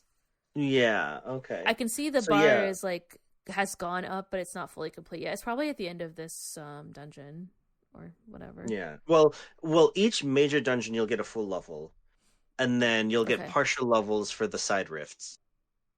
Okay. Then I will definitely be up at the end of this because I'm like Yeah. 2/3 of the way through level 2, I guess. Yeah, I've only I done the guess. mandatory side rifts. I didn't know there were like optional ones. Oh, I see. I see. Okay. Hmm. Um. I have to look into that after this. Hmm. Well, I was Yeah. in the like series of quests for the Zoras, so like I wasn't gonna like leave that area and go do a side quest. Yeah. But I'm almost done with that. But I'm in But the even dungeon even the now, ones, so yeah, even the main one, the main quest yeah, makes you do some of the what I would call the side rifts. Hmm. Um, yeah. so You you've get gotten power. yeah some of it. Yeah, like you Yeah. get power from freeing all the tries friends Hmm. in the little rifts, and that increases your power slightly, just not as much. Yeah. Yeah. Well, then what do you do? What Well, combinations do you do now? one that now I can afford is using water with electricity. Hmm. So there are some enemies. Well, yeah, like if they're wet, they have a more of a force field and their electricity area is bigger. So there's some enemies that you can use like that sort of go together that way. So you use I like a haven't done squid that. and then water or something else There's a an different enemy that enemy. you haven't gotten to yet. I Okay. think if I'm not mistaken, you get it during the next phase of stuff. I've been using like there's this bird that's not a crow. I can't remember what it's called. It's like a purple bird, and I've Yeah, been yeah. using it That's to a get nice rid one. of the jelly, like the electric jelly things in the Mm-hmm. Zora area. But I feel so bad because of its like wind up cycle, right? It like you can't. It's hard to time it when the jelly's not electrocuting, and so I just watch it get electrocuted over and over again. I like feel so bad. Like, I'm Yeah. sorry, bird. Can you just like wind up a little faster in your attack cycle, please? Mm-hmm. Like, I know you're like not real or whatever, but I'm sorry. Anyway, sorry. Other combinations that you use? I mean, I think that's the biggest one. Beds and trampolines. Yeah, beds and Trampoline trampolines. and the the platform block with the eye. The big platform with the teeth at the bottom or whatever. They like squish you in the side scrollers, like in the dungeon. Yeah. And then once you learn it, then you can use it to like lift you up really high, or you can use it to squish enemies, which is really funny, which I just did. I didn't know you could learn them. Yeah, I didn't realize you could kill them the first time I encountered them.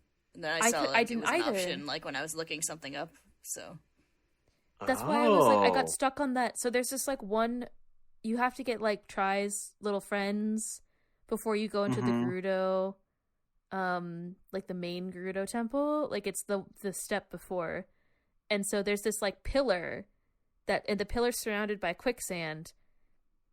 And so, like, I tried so many things. I tried building, like, a bridge from something, like, nearby, but it was never far enough to jump on top of. And so this person on, like, the guide that I looked up was like, oh, just use a platform echo. And I was like, what? So then I went back and killed the platform and got the echo and then came back and did it. But yeah, there's some kind of platform. I just put a bed down and then followed a spider. So you got a spider to climb up? Mm-hmm. Yeah, that's smart, too. Do you have the flying tile echo? I do.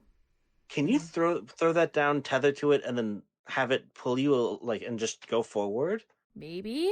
I didn't try that. I don't know if I had it at the time because I think that was inside the temple, and this was before the temple or whatever. You know, the dungeon. You can definitely ride on them, but they only go like straight. If I had it, that would have worked, but I don't think I had it at the time. Otherwise, I would have tried that probably because I tried so many things. I tried like jumping. You jump like twice as high when you're in sword fighter mode. I tried doing that. So many things that I tried. I didn't try following a spider though. That would have been a good idea. Yeah, just put the like bed down so it was out into covered the quicksand, and then the quicksand. Yeah. Yeah, and then put the spider down. Got a spider to climb up. Yeah, smart. It's definitely a game that like makes you think, and I like that about it. It's like the Zelda, it's like the Tears of the Kingdom, like shrines, but literally everywhere you go. So it's nice. I don't know. Yeah, I didn't realize you could kill those platform thingies until I like saw it like mentioned somewhere online because like I sent out an enemy to try to attack it because I was like, it looks like an enemy. No, I haven't run into them again. You're gonna have to go back there and get it so that you can crush your enemies. It's like I sent a like echo against it and it like just sort of bounced off of it. So like, I guess it hit it at the wrong point, and so I was just like, oh, I guess it's indestructible, and then just went on with my life. I guess I should have known because it has a big eye. Yeah, well, that's why I originally tried to attack it, because I was like, it looks like an enemy that you could kill, but then when it bounced off of it, I was like, I guess not. Yeah. I assume they'll show up again later, and I'll kill it then. But... Is it more fun to be Zelda in this game, or in, like, Triforce Heroes, where you're just, like just spamming the Sheikah slate to get things to attack with? Like... You mean Hyrule Warriors? Sorry, did I say what I don't remember what I said, but Hyrule Warriors is what I meant. You said Triforce Heroes. Oh, sorry. Yeah. I meant Hyrule Warriors. The only other game where you can play as Zelda is what I meant. Yeah. It kind of has the same vibe though, where it's just like make stuff happen with my little new tool that I got. I think the warrior style gameplay is good for like just viscerally satisfying. Yeah. Like you like mowing down enemies. I was like looking at the field and I was like, this is stressful. So, but this game is fun. It's not stressful at all. You're like, wee. I like this where I'm like, I'm collecting little fairies. I'm making a table appear out of nowhere. I'm making a smoothie and taking a nap. Yeah. Oh, have you guys run into the stamp guy? Oh yeah, I did. I don't know. Although I liked the stamp rally in Spirit Tracks or whatever game it was in. But this one is just the same stamp. Like, what made it cute was the stamp. At least the stamps that I have so far are the same stamp. Oh, yeah. But, like, what made it cute in the other game was, like, different stamp designs. Like, isn't that the whole fucking point? Well, there's different ones, but Okay. Are they all like of a muscly stamped guy? they're all of the guy, but they are different. Okay, good. Well, something to look forward to. He's like some like weird combination of like Tingle and the Postman. Yeah. Yeah, he's just like Tingle, but like not obsessed with fairies and like kind of like realistic like the Postman. Oh, the Postman's always running around. In Ocarina of Time, at least. Or maybe not, sorry, not Ocarina of Time. Like maybe Ocarina of Time, but I was thinking more like is it Twilight Majora's Princess, Mask? where he's always running up to you from nowhere. Oh, yeah. I like when you get the little like letter thing that's like, I will approach you at high speed, please do not be alarmed, or whatever. So far, because like the one of the very first things you find out is all the still realms are somewhat connected, right? Because was it Miss Left who went in the rift in Hyrule Castle and was in that first one that you go all the way in Southhorn? Souththorn, yeah, Souththorn. I don't know if that actually comes back up again of someone being in a different rift than where they came from. So it seems like a very interesting thing. I don't know if I don't know. I'm curious as to if that actually will come up again. But more or less every time, like, oh, someone disappeared in this rift, you go in that rift and you're able to free them. And I don't think there hasn't so far been any instance where someone comes out and it's like, where am I? Like, this isn't where I was before. So I don't know. I mean, I feel like it alludes to like the king being in a weird place out of the way. Yeah. Like, not in, like, that's my hot take. That's my guess. It's not a hot take. It's a guess. Yeah. But it doesn't, I feel like it's just like setting up the possibility. So probably somebody later is going to be in somewhere unexpected where you got to go look for them or whatever. Yeah. I assume that's going to be one of our errands for this game. But yeah, I don't know. It'd be interesting to find out. It's a good question. Yeah. And I think that's everything then. Well, we have another chance later in a bit. We'll play this game and we'll do a deep dive. Yeah, thanks. Like I said, I didn't think that we were going to be back here so soon talking about the new Zelda game, new mainline Zelda game. But here we are. Yeah. Yay. Yeah, I mean, I'm happy about it. Yeah. For those listening, it's past midnight for me and Ellen, so... Yeah, we're tired. We're a little sleepy. I am excited. I want you to know. Also, yes. I really enjoyed it. I'm glad. Well, it's late for Kayla, too. Well, yeah. But... And I drove all day. You drove. Yeah, exactly. Oh, yeah. Wow. Anyway, well, on that note, thanks, everybody, for joining us. We'll be back in a month, approximately, with a deep dive. And I'm looking forward to it, and we'll see you all then. Yeah. All right. Have fun. Yeah, enjoy playing with the game. Yeah. And, we'll see you soon. Bye. Bye. Bye.